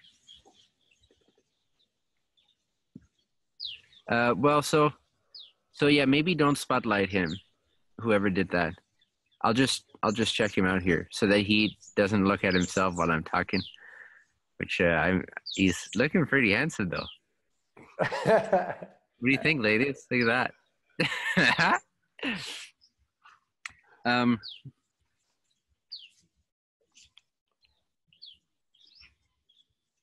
Where was I?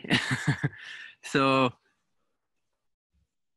yes, so design, that's one aspect of it. It's not my full answer, but one aspect of this definitely is redesign until you find a design that works for you. The problem with the redesigning thing that I've found is that as long as we haven't really resolved yet, meaning completely decided that we actually want a simpler design, that we actually want a simpler life, we're not going to stick to it even if we design it that way. We're going to fill it up with other complications. So definitely check your core motives. Now, it might not be your motive to have a more simplified life, but in terms of using law of attraction more and state of being more and less doing and less responsibilities, I would suggest, in general, I would suggest to every single one of you guys, redesign your life, get rid of 80% of your responsibilities as much as you can. Sort of your physical, logistical responsibilities as much as you can. It's going to greatly increase the amount of time you have available without sacrificing your integrity to any agreements you've made, to focus more on self-realization, more on meditation, more on cultivating a state of being you wish to be in, etc. More on working with us, working together here in this group, you know, in your free spare time, what you don't get paid for. So simplify your life to have more time available to spend focusing consciously on self-realization and self-actualization as a group and as an individual. Because if your design is messed up, if it's super messy, if it's super chaotic, and you have too many responsibilities, you're just not being kind on yourself. You're just not allowing yourself to become the biggest version of you. So it's a form of self-sabotage. So,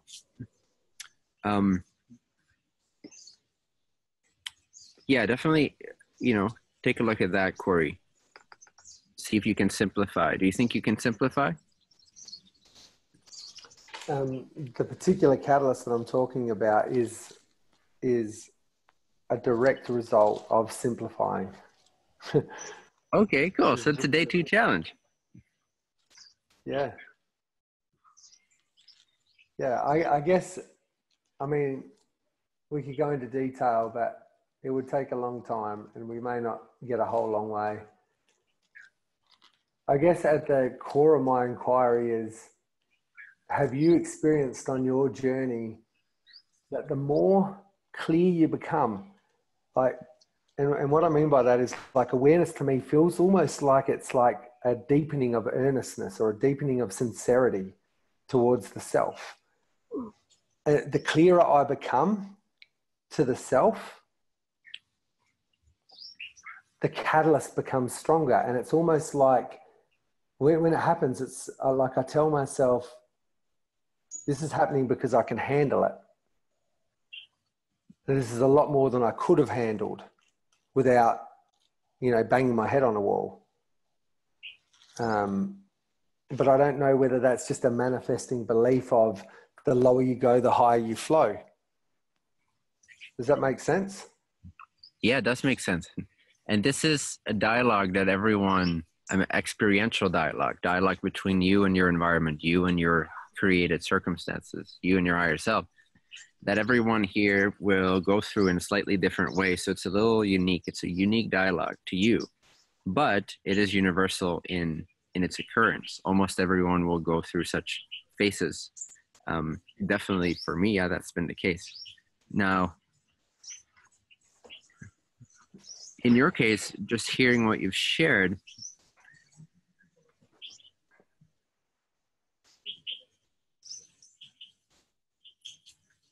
I'd say it's an invitation to loosen up some of your ideas about responsibility.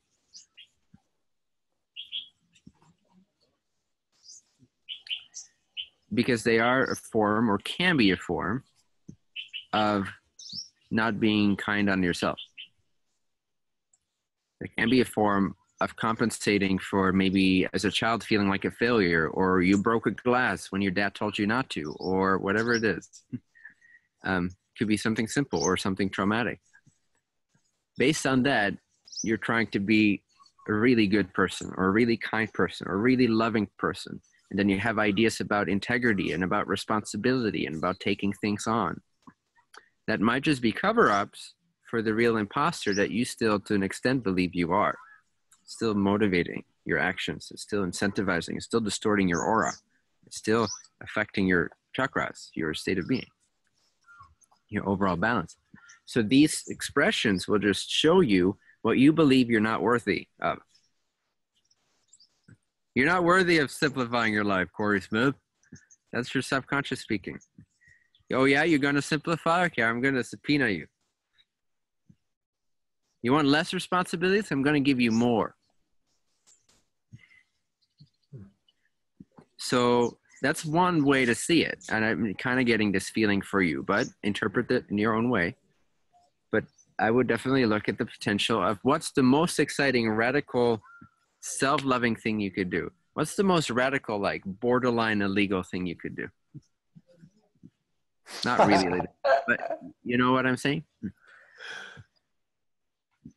What would be the most exciting but true expression of who you are that the system may or may not like, but without breaking any laws, it would be the most exciting, most radical version of how you could handle the situation.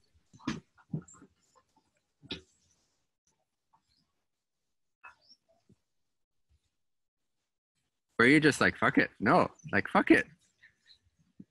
I'm not going to go into that trap. I'm not going to deal with shit that is not true, that I don't have to deal with to truly be myself.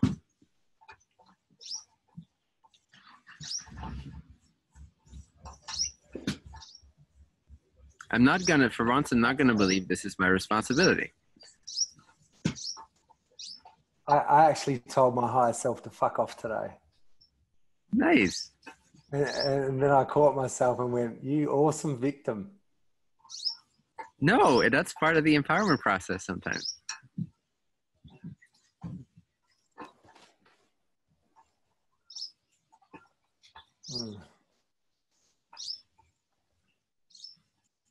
I have, I mean, you spoke on it pretty much straight away. For me, I have an old life unraveling, and you know that I have a foundation. I've spoken to you about that before. So I have 1 foot in the sovereign world, in the world that is outside the machine. And I have not 1 foot, but many feet inside the machine with companies and trusts and a really complex system. And I have an ex-wife and 4 kids, an ex-wife that doesn't like me too much. And so, you must hate yourself. No, just the possibility of catalyst, of the possibility of really strong catalyst is huge. And it's just, the simplification is exactly it. Like, how could you redesign your life? Let me ask you this, Corey. What's the most exciting to you? Is it to handle these things and then handle the next wave of things and handle the next wave of things? And don't let me project onto you, because I'm in a phase right now where I'm like, fuck it, right? I'd rather give up everything, including my company, including my websites, including everything, than to step out of like alignment and out of what feels the best and the truest for me. So don't let me project onto you, but I'm asking you as a question, as a consideration. What's most exciting to you? Is to imagine that 1 year from now, you're still in similar situations, still tackling similar logistics, still being responsible for just as much feet in the machine, getting just as much feedback from the machine, and maybe handling it perfectly, maybe handling it greatly, maybe like going through these catalytic moments and like getting on top of it and like mastering it and integrating it and ready for the next wave of catalysts. Whoa. Taking that on and ready. Oh yeah, okay, I'll take on this. Oh yeah. Which is cool. That's cool. Or if you imagine yourself 1 year from now, in the next year, redesigning radically, like making some hard cuts on things you thought you cared about, like maybe a couple of companies or a couple of trusts, and you're just, you know what, we have it. I don't even care about the payback. I don't even care about this or that or the investment, or maybe you do, and maybe there's a way to renegotiate it differently or whatever, but make radical redesigns so that at the end of next year, before 2020 or by 2020, you live an exceedingly simple life where you're just constantly tapped into your natural bliss. And maybe that's not the way for you. Maybe it's not about being in nature. Maybe it's not about living a simple life. Maybe the way that you get really connected to who you are at this moment is through that intense catalyst. But just know you do have the option to say no and begin with integrity, begin redesigning radically as you can, more radically even than you think you can imagine. And once you make that resolve, once you make that decision, once you've touched into the imagination that feels most exciting to you, you'll get the confidence and the clarity. Did you just drop out of the call? Are you still there? No, I'm here. Okay, cool.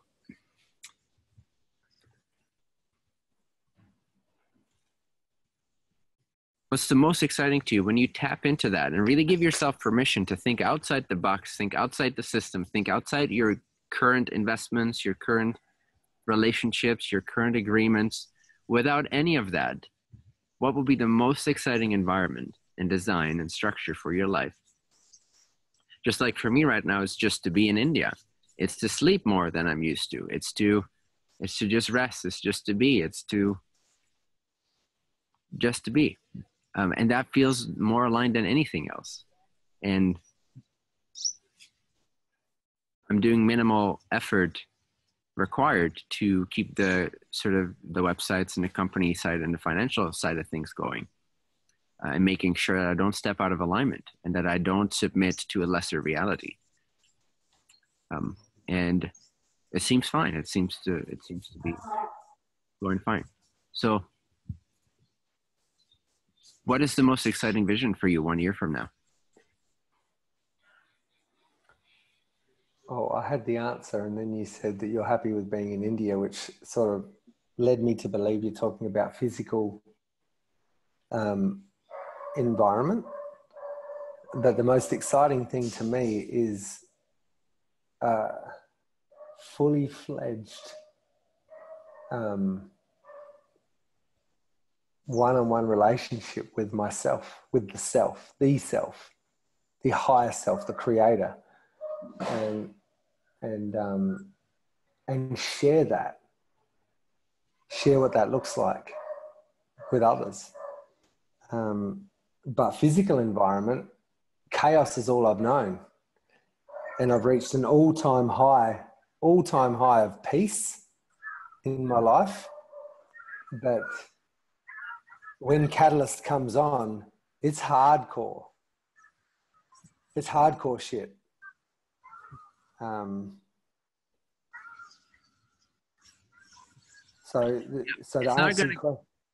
Basically, it's not going to go away until you get rid of that portion of yourself. And by getting rid of, I almost mean it literally. It's like being so done with it, understanding it so fully. But actually, the understanding is gained from being done with it too. Like you're done with it, and you start to understand why you did it, why you created it. But you really see that this is something, at some level, this is something you're tolerating. And it's an act of not loving yourself, perhaps. And it might come from childhood. It might come from some ideas you picked up along the way about taking on a lot of stuff or whatever. So it might be just as a form of self-torture, masochistic kind of thing. So when you radically decide to love yourself and to be done with it, even before you understand the whole thing, be like, you know what? Fuck this. I don't even care about understanding the catalyst. I'm done with the portion of me that cares about this. I'm done with the portion of me that feels like it has anything to do with me. I'm going to cut ties. I'm going to sever this fucking cord. And then naturally afterwards, you'll understand. And your bliss levels increase because you're freeing yourself up. You're living a simpler life, allowing naturally for more focus on self. And what's your calling, would you say, Corey?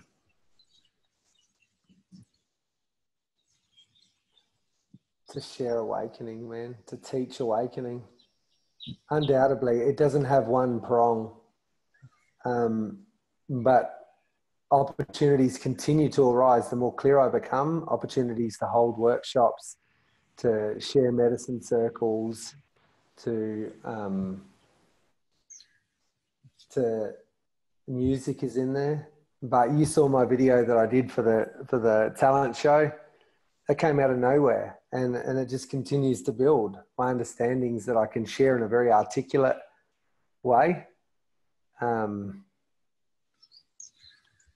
So it's sharing awakening. It's sharing the love of self. I feel like I have a little bit more of an obsession with love, which I think you get that from me anyway. You've seen that. Right. It's a complete obsession, but nice. Totally. But like, you know, it's that full realization. I'm obsessed with that moment when the absolute became aware. And that's a similar experience that I look for in my contemplations, my meditations, in my seeking. So that may not have sounded that articulate, but it's teaching awakening. So people experiencing what, would you say?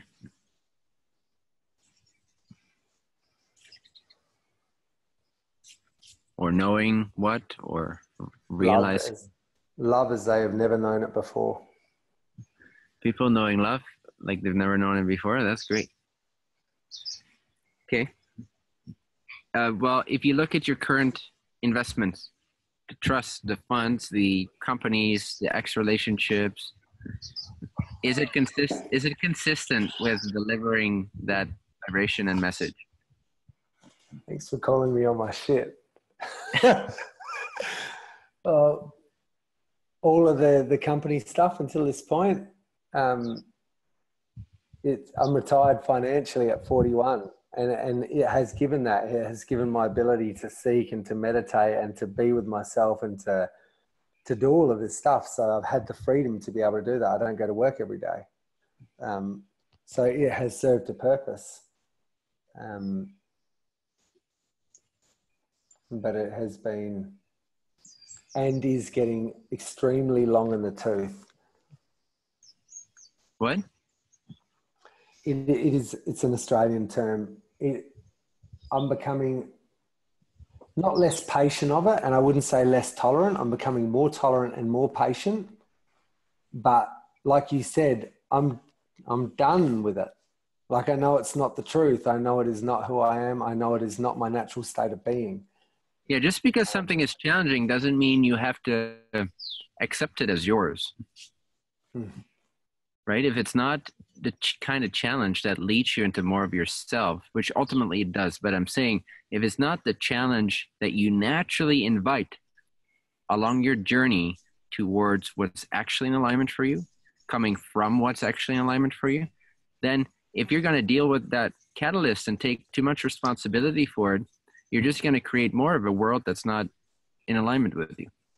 So sometimes you got to cut back, like radically change lives, change conditions, change agreements. It's going to feel so good. And let me ask you this question, because this is a really particularly, I'm sure this affects a lot of people in the group. So it's very relevant. So I've heard, and I can't state this for a fact because I haven't done too much seeking into Buddhism, but I heard that the Buddha left his children and his family and he went on his seeking path.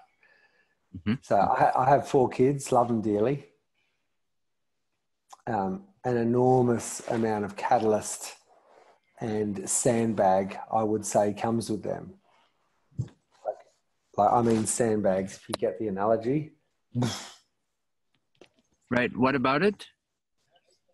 Like, what about it causes you the sandbags feelings? Is it any kind of interaction with them, or is it design flaws and agreement flaws? Agreements, responsibilities, obligations. So would you say it's not them as people necessarily, but it's agreements? Well, it's an agreement to have a child. Sure, but that's a little too late now, right? Like, you've done that. Yes, yeah. You can contain yourself.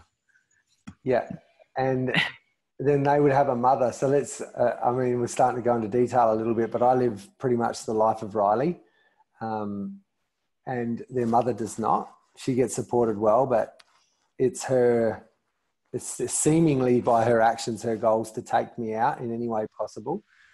And the kids require a lot. They're expensive. And they require a lot. They require a lot of time, a lot of focus, a lot of attention, a lot of teaching. You know, like it requires a lot of bandwidth to have 4 kids, especially at the ages I'm talking about, 8 through 14. And so, you know, like, I'm just thinking about similarly as you're talking about companies and trusts and structures, simplify and remove this from your life. Then there's children and a lot of catalyst and a lot of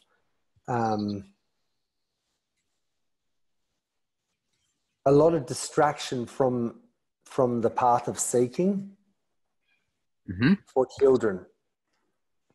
And then there's this natural, and it may be just a conditioned thing. I'm fucked if I know, but this oh, I have to be there for my kids. I have to raise them properly. They have to know they're loved. They have to know that they have to be validated you know, as young people, or they grow up to be social media fucking tyrants. How old is the youngest? 8. Oh, then you already done your job.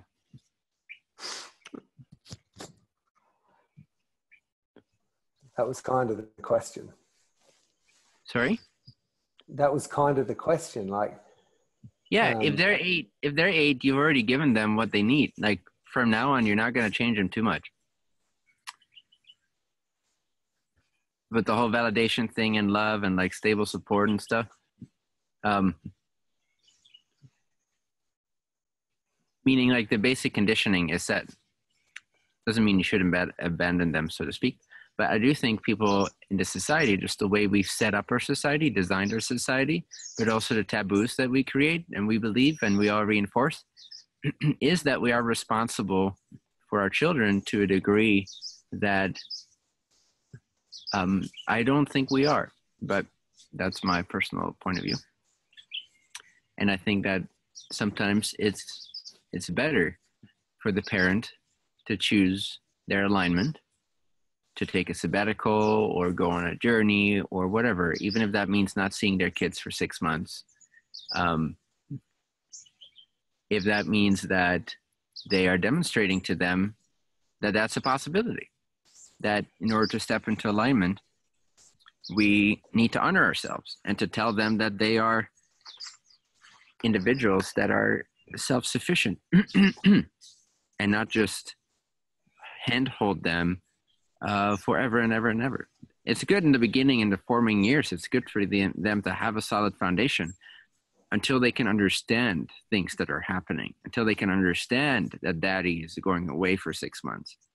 Before they can understand it, it's a little bit more intense and a little bit more tricky.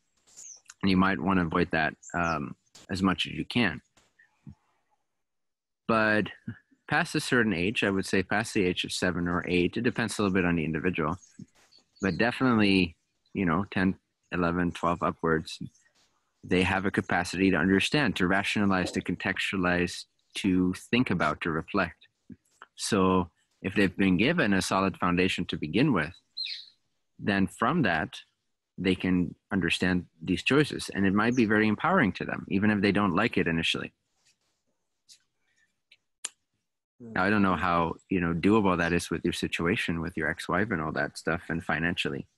But just as a principle, talking about it as a principle, I think that people should be less afraid of, and I'm talking to myself too, because it's been one of my main attachments and concerns, is letting go of my children, meaning all of you guys. What will you do if I just fully step into the black hole of infinite perfection and bliss and I have no capacity for individuated thought anymore? So I can't direct how this operation is going to go. And I can't be there for you in the ways that maybe you can relate to. All you'd see is like a silent vortex. So I think I know that sensation quite well of what it feels like to not want to leave your kids. I've got a couple % battery left, so I'm just going to move.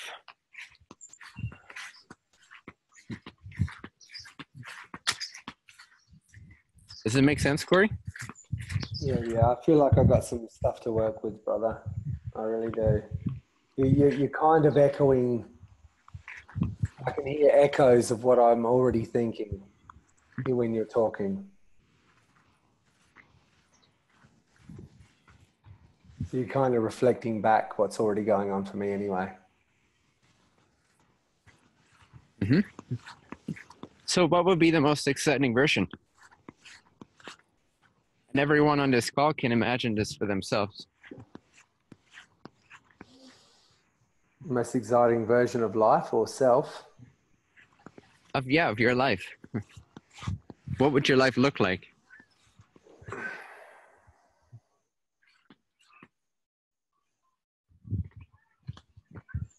Hello.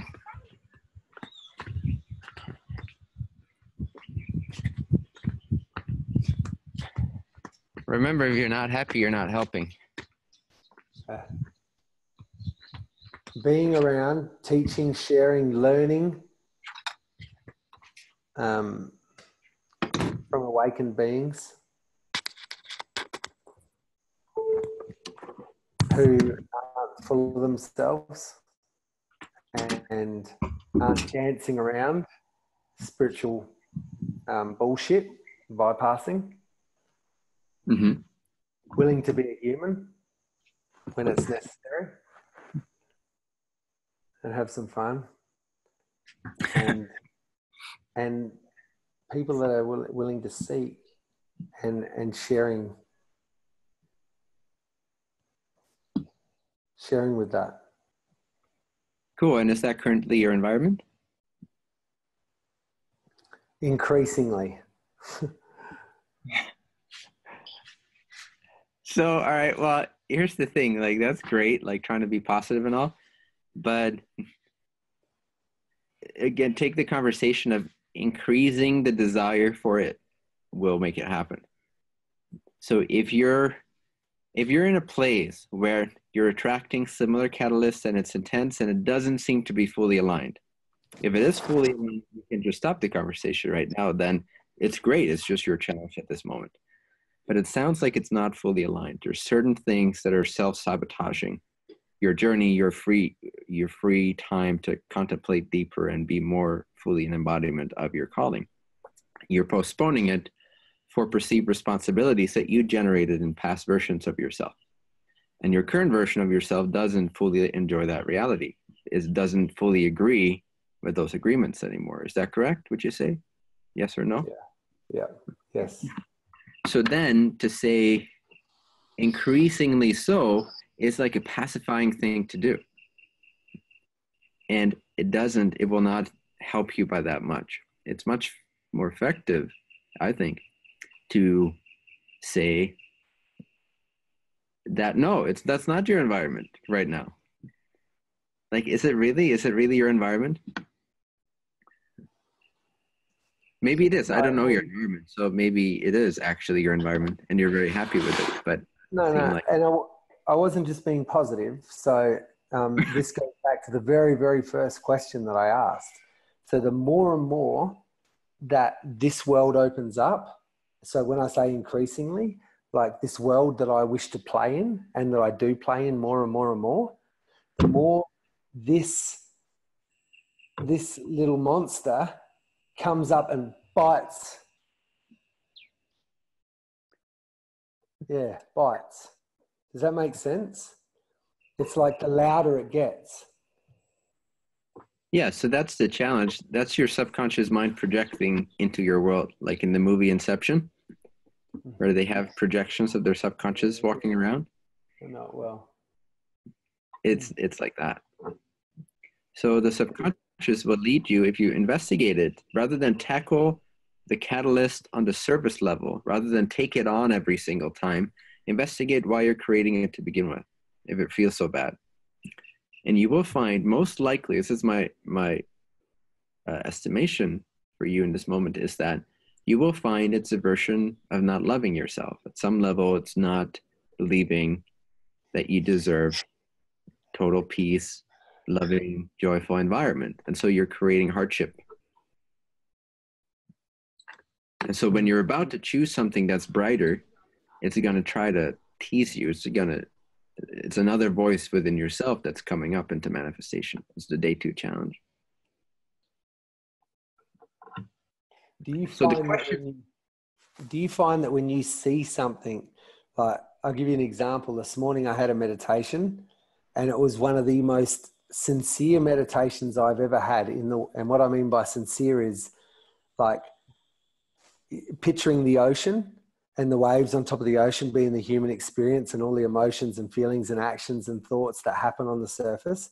I really got a deep sense of the real deep undertones.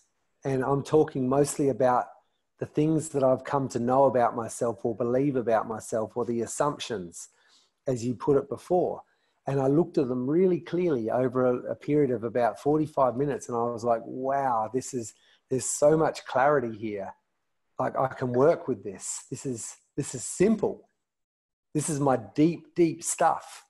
And then boom, today, just punched in the face as hard as I could imagine, with a really strong catalyst, one that really knocked me for a 6 and got me completely triggered. And I just wonder whether the two, whether that's, well, there's no coincidence. I'm kind of answering my own question, but has this been the way of seeking for you? Yes, and I think it's a fairly universal pattern, especially for people who have a belief that they have to take on everything, that they're responsible for everything, which has been a strong part of my theme. So I definitely recognize that pattern. So I would recognize that, boys, not so much as, oh, here's the things you need to deal with. I would say it's almost an invitation for you to see how little you can deal with it and get away with it without sacrificing your integrity. What's the very, very, very minimal that you can respond, use your mind and body to worry about it and act on it? What's the very minimal you can get away with without sacrificing your integrity?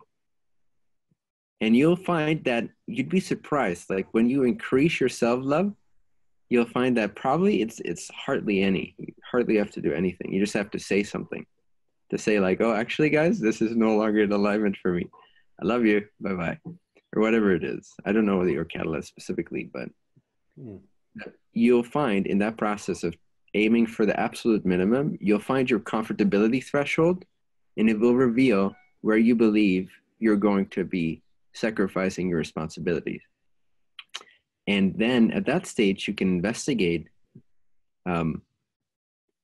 what is actually your responsibility and what you're taking on in addition because you believe you have to, or because you believe you're not good enough otherwise, and you're not loving yourself in those departments yet. But if you completely loved yourself and you absolutely prioritize your truest reason for being on earth, then what would be the absolute minimum you could respond to this catalyst, get away with, and feel with an integrity within yourself? It's a really interesting approach. It's kind of the opposite to what I was inclined to do. And when I say inclined, that didn't come with a sense of peace, I can assure you. Which is probably a former self way of dealing with it, wrapped up with a lot more acceptance and a lot more, maybe more composure than normal, more intention towards unity, more intention towards healing in that, but still a masculine doing, I'll check these boxes and fucking solve this problem. So do you see how that's full of shit? Yes. Do you?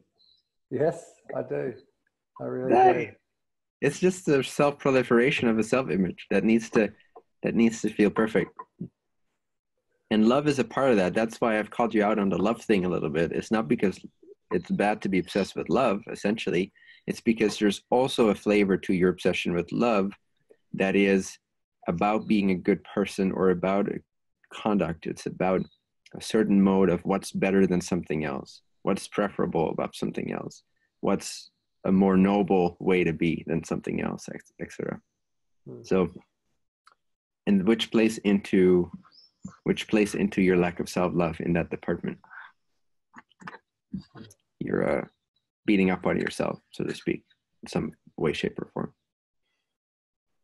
Yeah, conduct is a very interesting choice of word, because for me, conduct, like what is proper conduct? You know, there's a whole set of agreements on Gaia of what proper conduct is, but is it?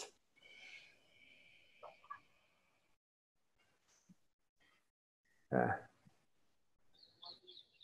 Like, it always helped me to realize to step out of that matrix of taboos and social conduct and what's expected and what everyone believes is the right thing to do.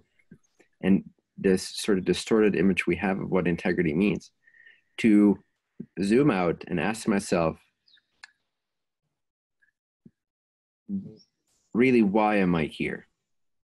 What's the most important thing in this limited little bit of time span that I have here on Earth as an entity here? What is my purpose? Why am I here? And then from that integrity, looking at your earthly integrities or agreements and seeing if they fit in with that larger integrity. And if they don't, finding the quickest, easiest,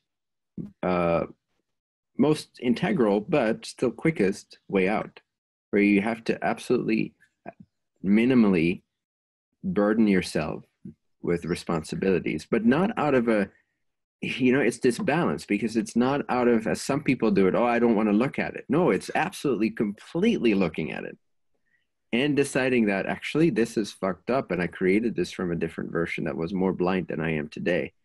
I don't want that. I'm very clear that that's not in integrity towards my soul and towards my cosmic self. So I'm going to make the most rapid changes I can on an earthly level to recommunicate these or renegotiate these agreements and break them where I can without sacrificing integrity. Usually by communicating, usually by, sometimes jumping through a few hoops, but usually it's easier than we think it is.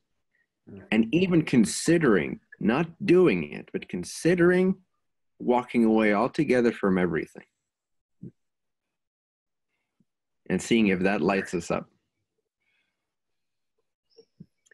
And if it does, there's some truth to that. So then from that space, we can suddenly look at what is the minimal amount of action we need to take towards our old self, if any, so that we don't sacrifice our integrity, so that we don't break our agreements. But we can renegotiate them. You can change the agreement.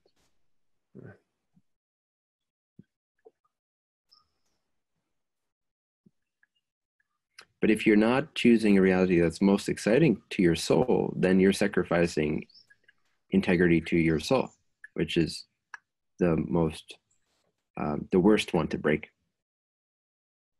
because it leads to depression and suicide and anxiety and all that. If you're not happy, you can't help. So it's better to help from a reality where someone feels butthurt for a little bit, because you said you were going to do something and now you've changed your mind and you've communicated, actually, I apologize, but this no longer resonates for me. It just doesn't resonate for me. I could do it. I could continue to do it, but it would just be a heavy sacrifice on my soul, on my integrity.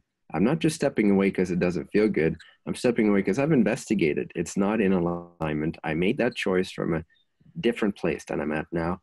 I do apologize. I am sorry. I didn't mean this to happen in this way, but this is now what I'm super clear on. And if I don't do this, life's not going to be pretty for me.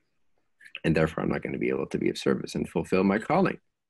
So sometimes you need to hurt people who are generally easily hurt anyway. Like they take things personally anyway, in order to be able to be of service to thousands or millions more that are waiting for what you have to offer. So don't you have an integrity towards them? Just because you can't perceive them yet doesn't mean they don't deserve what you have to offer just as much, if not more, than that one or two or three individuals that are easily but hurt anyway, that are reflections of your past self, that you can easily step out of by just recommunicating something. And yes, they'll go through a little trigger. And yes, they will offer you a little reflection, a 2-day challenge to see if you're grounded enough and confident enough in your own integrity and the goodness of your own soul, and in the choice you're making that is in integrity to a greater vision and to your cosmic self. Can you stay true to that in the face of your ego being threatened? Because that's what it is. You're not necessarily afraid to hurt your ex-wife or your business partner. You're generally afraid of what they'll think of you, which you'll then take on as your own judgment of yourself. Like, oh, I'm not good enough. I'm not perfect. I'm not noble. I'm not loving. I'm not kind. I'm not accepting. I'm not enduring enough. I'm a cop-out. I'm an escapist. So that's what you fear. If someone confirms that, if someone says, well, but you told me this, why are you copping out? And then you take that on, and you're like, oh yeah, shit. Okay. They kind of they have a good point. And maybe they do. I don't know. Don't know the situation, but it sounds like you've been downplaying your integrity towards your soul, and it's time to up-level that. And when you up-level that, you'll find you'll make less agreements on an earthly level. The more agreements you make on an earthly level, generally, the less aligned you are in your integrity to your soul and your calling, generally. Because the more you do that, the more you align to your soul, and the less linear you become in your understanding, and the more excitement-based, the more alignment-based. The less you will want to make to fix yourself in a 3D world. So you'll make less and less agreements. And that's the wisdom aspect of it. You know, based on past experience, how you can fucking shove yourself into a corner.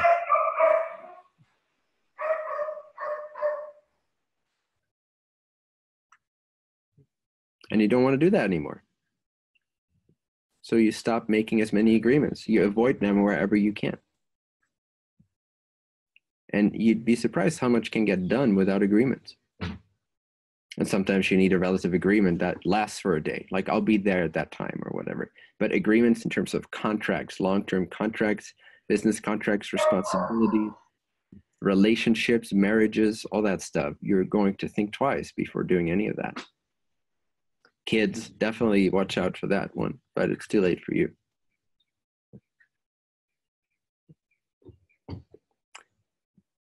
But it's not too late in terms of what you can decide next, but it's too late to not get kids.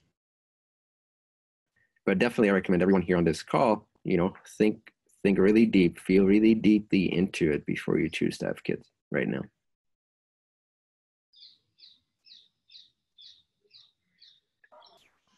Thank you, brother.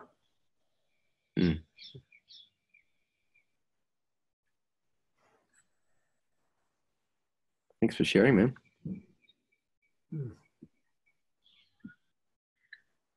Yeah, I've got some good focus there.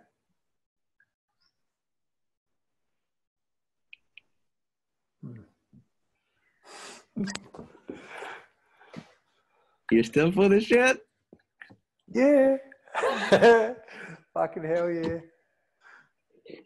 Yeah. Why? Because you haven't decided anything yet.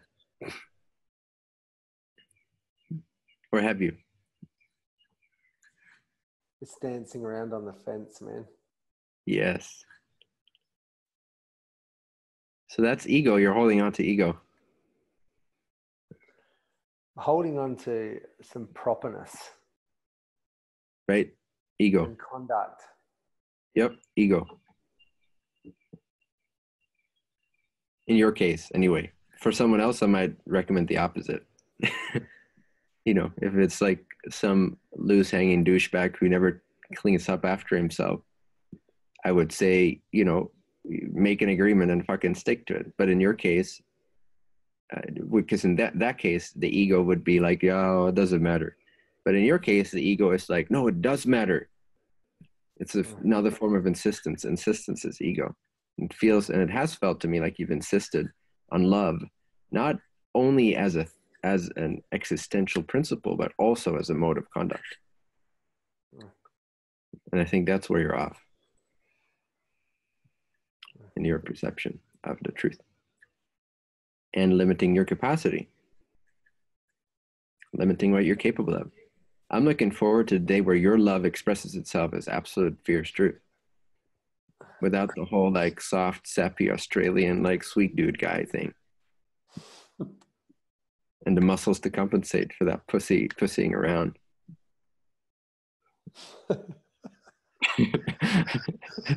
Still feel a little bit masculine in your beautiful, kind, feminine, lovey-dovey world.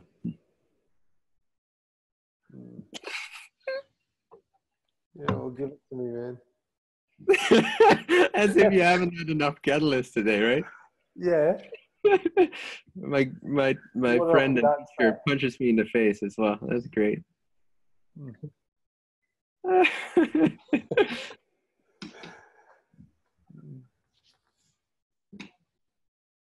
Fun. But dude, I mean, I see this for you, and you are still pussyfooting around on the fence, like you said. And I see this version for you that's just so much more exciting. It's a breath of fresh air. And your teaching thing, your teaching trajectory, your crystallization trajectory as a guide, as an embodiment, as an anchor for people and for yourself, will just take off. And you're not allowing that to happen because you think you have to do this or that or be this such and such a person. As soon as you think you have to be such and such a person, it's always based in insistence. It's always coming from some kind of a past belief that you're not good enough. And if you don't do it this way, then it'll mean this about you or that about you.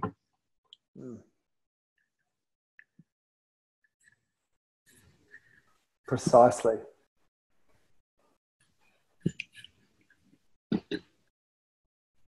You like being right.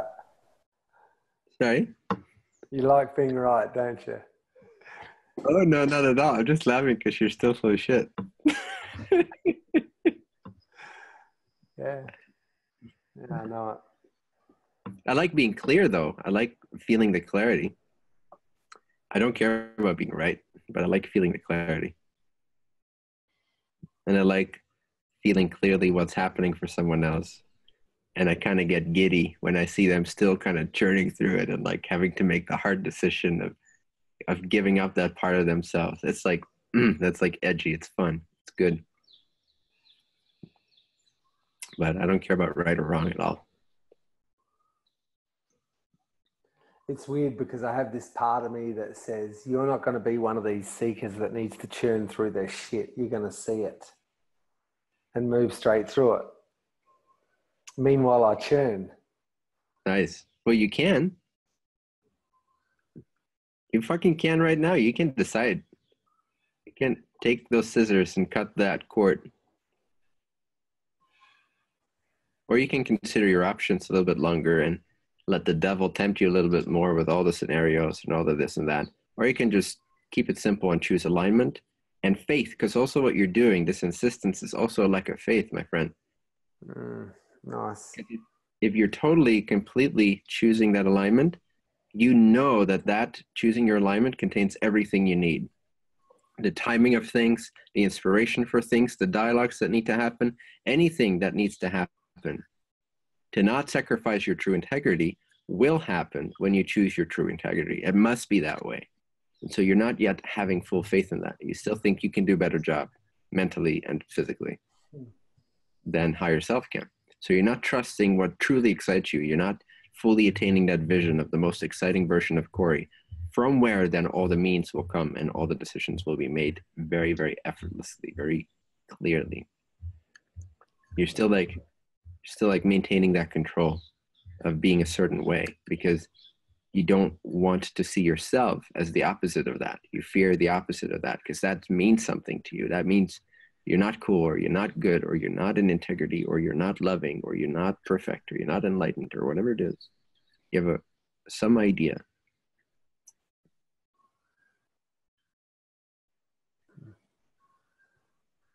Ideas are never true. You exist before ideas. They are secondary, they're additions, based in language, based in concepts, based in separate points of view.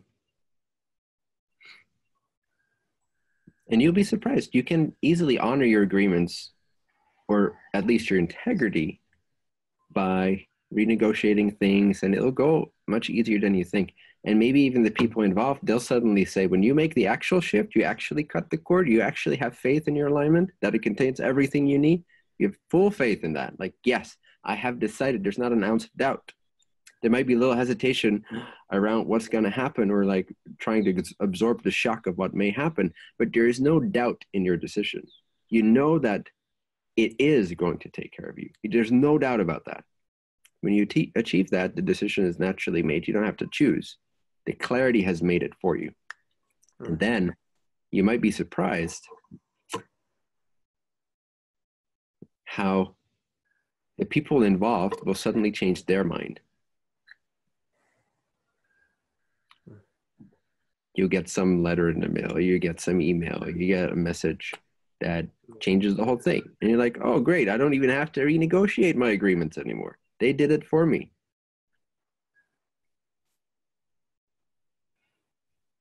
And maybe you do have to renegotiate it, which is also fine.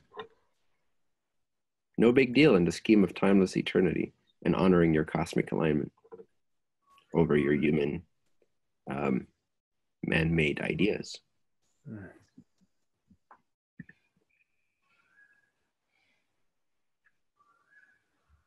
Yeah, I witness it time and time again. Like it's a daily occurrence where I don't buy into something that arises and have faith and have trust and smirk at it, essentially. And the whole thing just transforms in the most unlikely possible way. Yep. Time and time again. Yeah, use those memories to build faith for this one. There's no mechanical universal reason why it wouldn't work exactly in the same way with this big catalyst or this big situation. Because the universe isn't calling it big. And from a universal point of view, it's very, very, very, very tiny and insignificant. And it's been done a million times before by other human beings in different scenarios. There's nothing new, special, big, humongous, or solid about it whatsoever. So the perception difference is in the mind. Again, why is it easier to make $5 for people usually than it is to make $5,000 or $50,000? It's because the perceived difference that we give it. It's like, no, it's easy to make $5. But when you start talking about 5,000 or 50,000, it's like, oh no, that's difficult. It's just perception, right? Same with making changes. You perceive it to be a big thing, big catalyst. Start thinking of it as like, this is laughably small.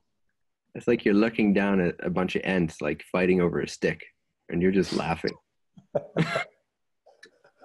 It totally is. For a moment, you thought you were to the end. Yeah. And for a moment, you thought you actually cared about the stick too. I need to take this stick home, otherwise I won't have my stick at home. That's totally what's happening. Oh, nice. Yeah.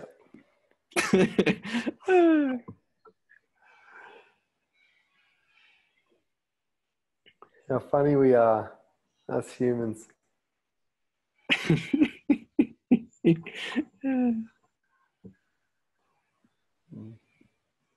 Awesome, dude. I feel you're further along now, so I'll let you go. Thanks, man. See you soon. Thank you.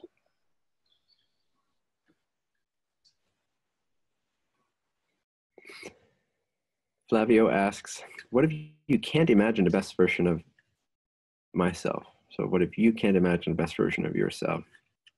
It got too buried, perhaps. Well, first of all, that's just a statement too. That's just an idea. But the calling work is a good way to excavate the highest version of yourself. Thinking back of a time when you really, really lit up in a scenario involving others, usually, or sometimes in solitude too. And finding out what was that version of yourself? Who were you being in that moment? What were you doing? How were people perceiving you? What about it was exciting to you? And yeah, it is a matter, not so much even of it being buried, although you could say it that way. It's more a matter of you think in terms of too many limitations. You don't believe it's possible. You don't think in terms of endless possibilities, like the sky's the limit kind of thing. So if you put aside all your preconceived notions of your limitations of what can be exciting to you, just remove all these and go to the most exciting. If everything was possible, this is usually a good question. If anything was possible, I had infinite resources, everything was possible, then what would I be?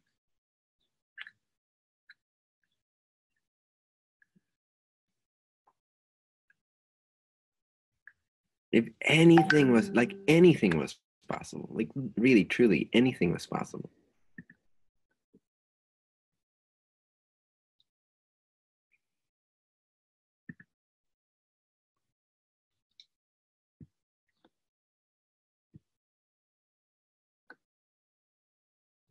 What would you be? That's the vibration you want to tap into. It's not even about the things you imagine. It's about that version. It's about that vibe. And you can be that vibe now. Stop limiting yourself by believing you're limited. Your conditions don't have anything to do with your vibration, with your radiance.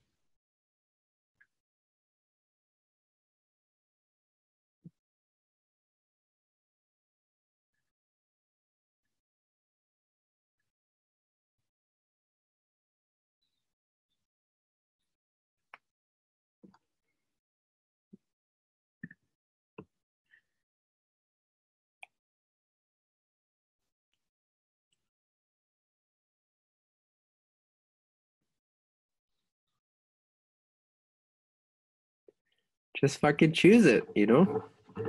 Choose what you're worthy of. Choose what you're capable of. Eliminate those things, those thoughts, those people, those conditions that are just not good for you. May you hop on quickly on video. You may accept if you're going to be thinking.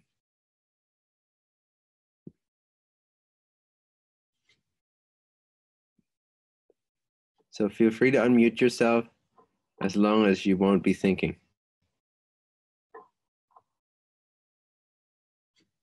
I mean, so, you know, it's just without so much thinking. When you said that you can just decide it now and it doesn't has to do with the conditions, and you were speaking with Corinne about eliminating some agreements. I was just evaluating the correlation between these agreements and how much I can be, because clearly I am limiting myself recently, and also like feeling a little depressed. And I you said all this without thinking? Well, I did something. So stop thinking. Okay.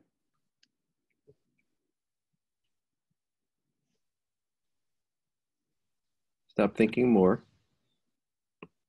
More stop. More here.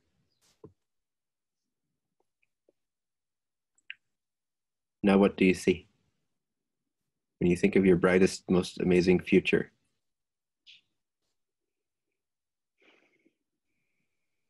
Don't stop thinking. Stop. Okay. Reset. Okay. Stop thinking. Activate your imagination. Yeah, I see an image. Okay, what is it? Download it. Don't think about it. Download it from the future. I see like a circular room, like with a big lamp in the middle and people around. It's like a teaching environment, maybe like something similar like Corey, like a teaching environment, people sharing stuff. And I'm facilitating some sort of a group. Mm-hmm. Great, tune into it more. So don't think, but go to the feeling of that image. See the image, feel the image. As your entrance point into that future download, that most exciting version of you. What else starts to come to you? I am very, very, very empathetic with everyone.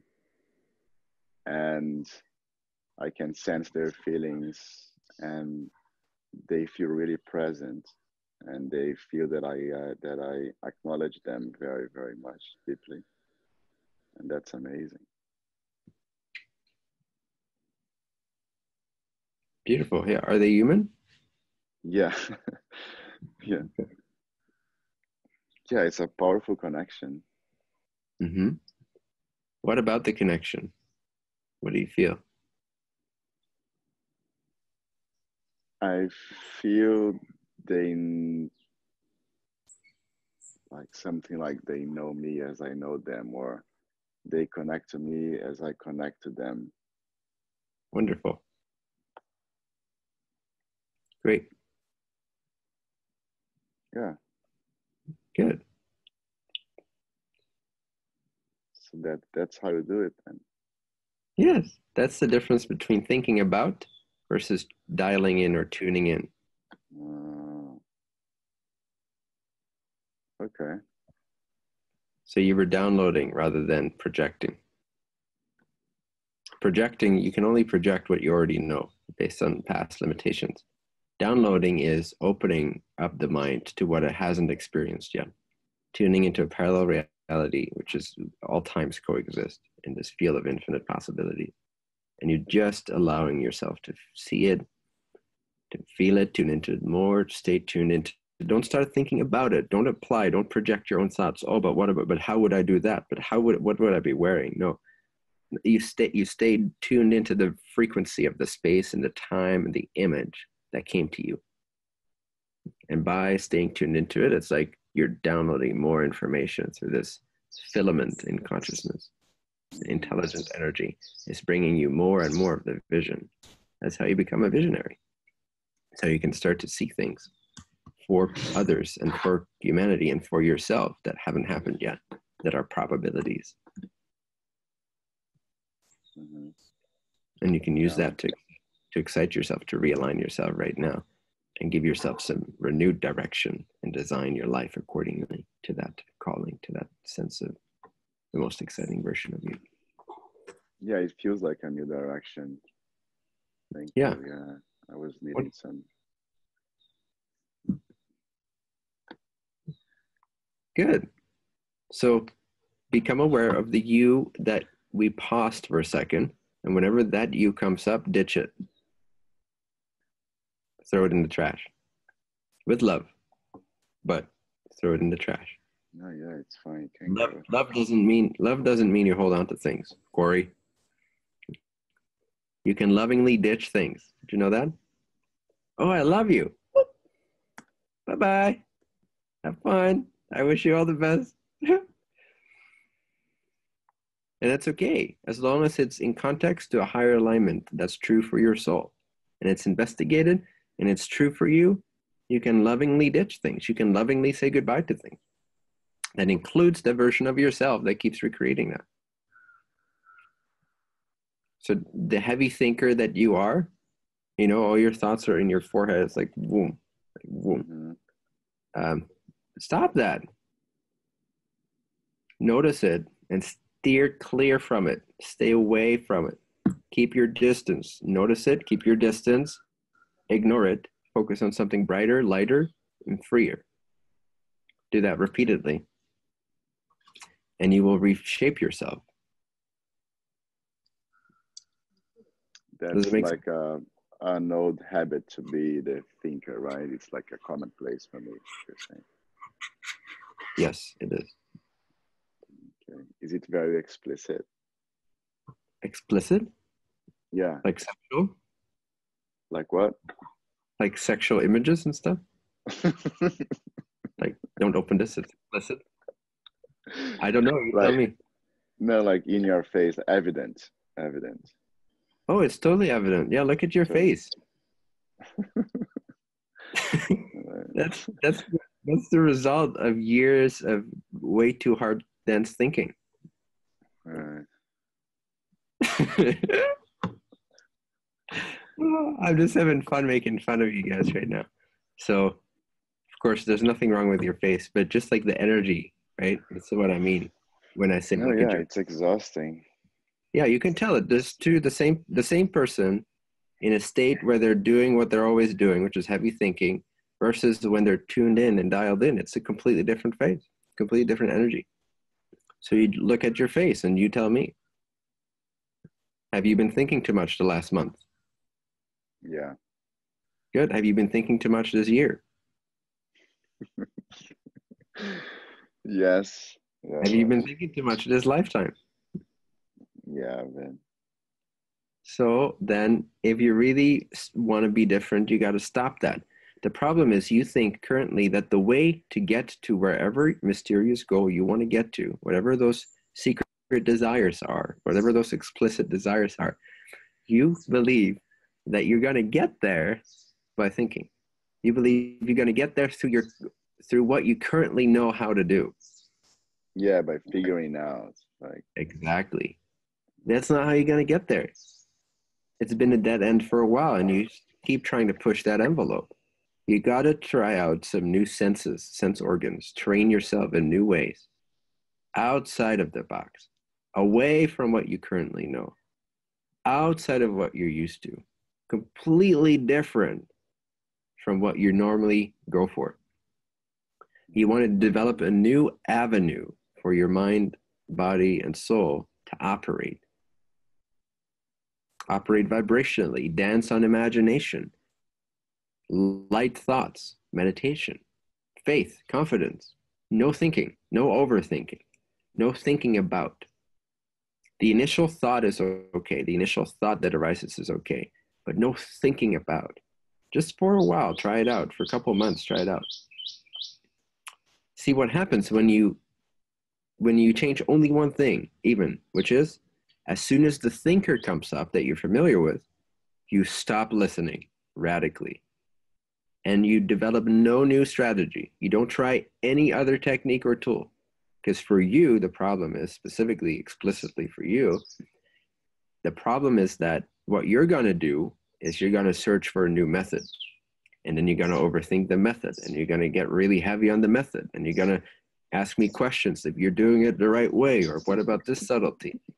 So then you still haven't eliminated that way of being. You're still repeating it. You're still taking your personality with you into the new space.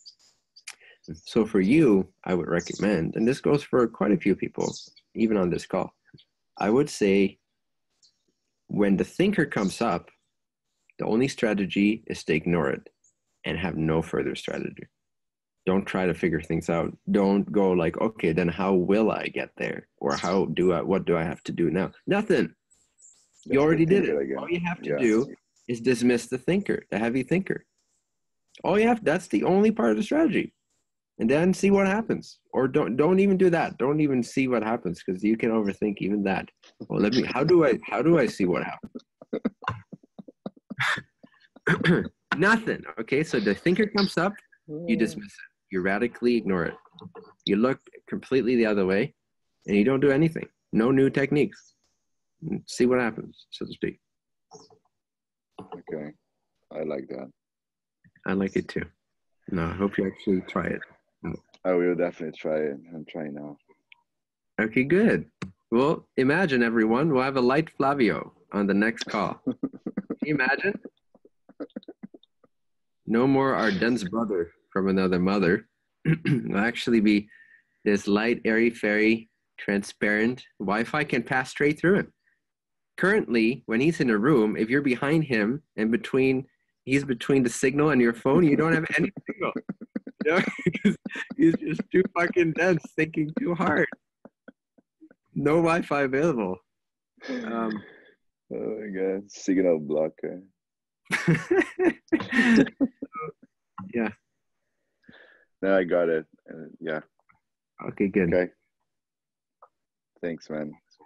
Okay, man. Love you. See you soon. Me too. Bye-bye. Have fun. I will.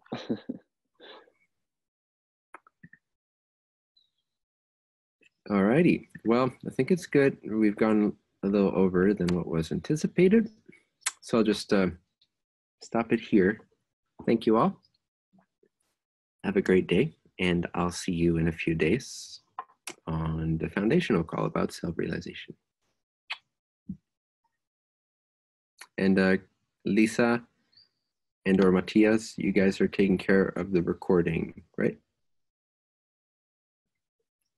Meaning, like, don't cancel it until you know what you're doing, sort of thing. Just wanted to drop that note here before I leave. Thanks, everyone. Bye-bye.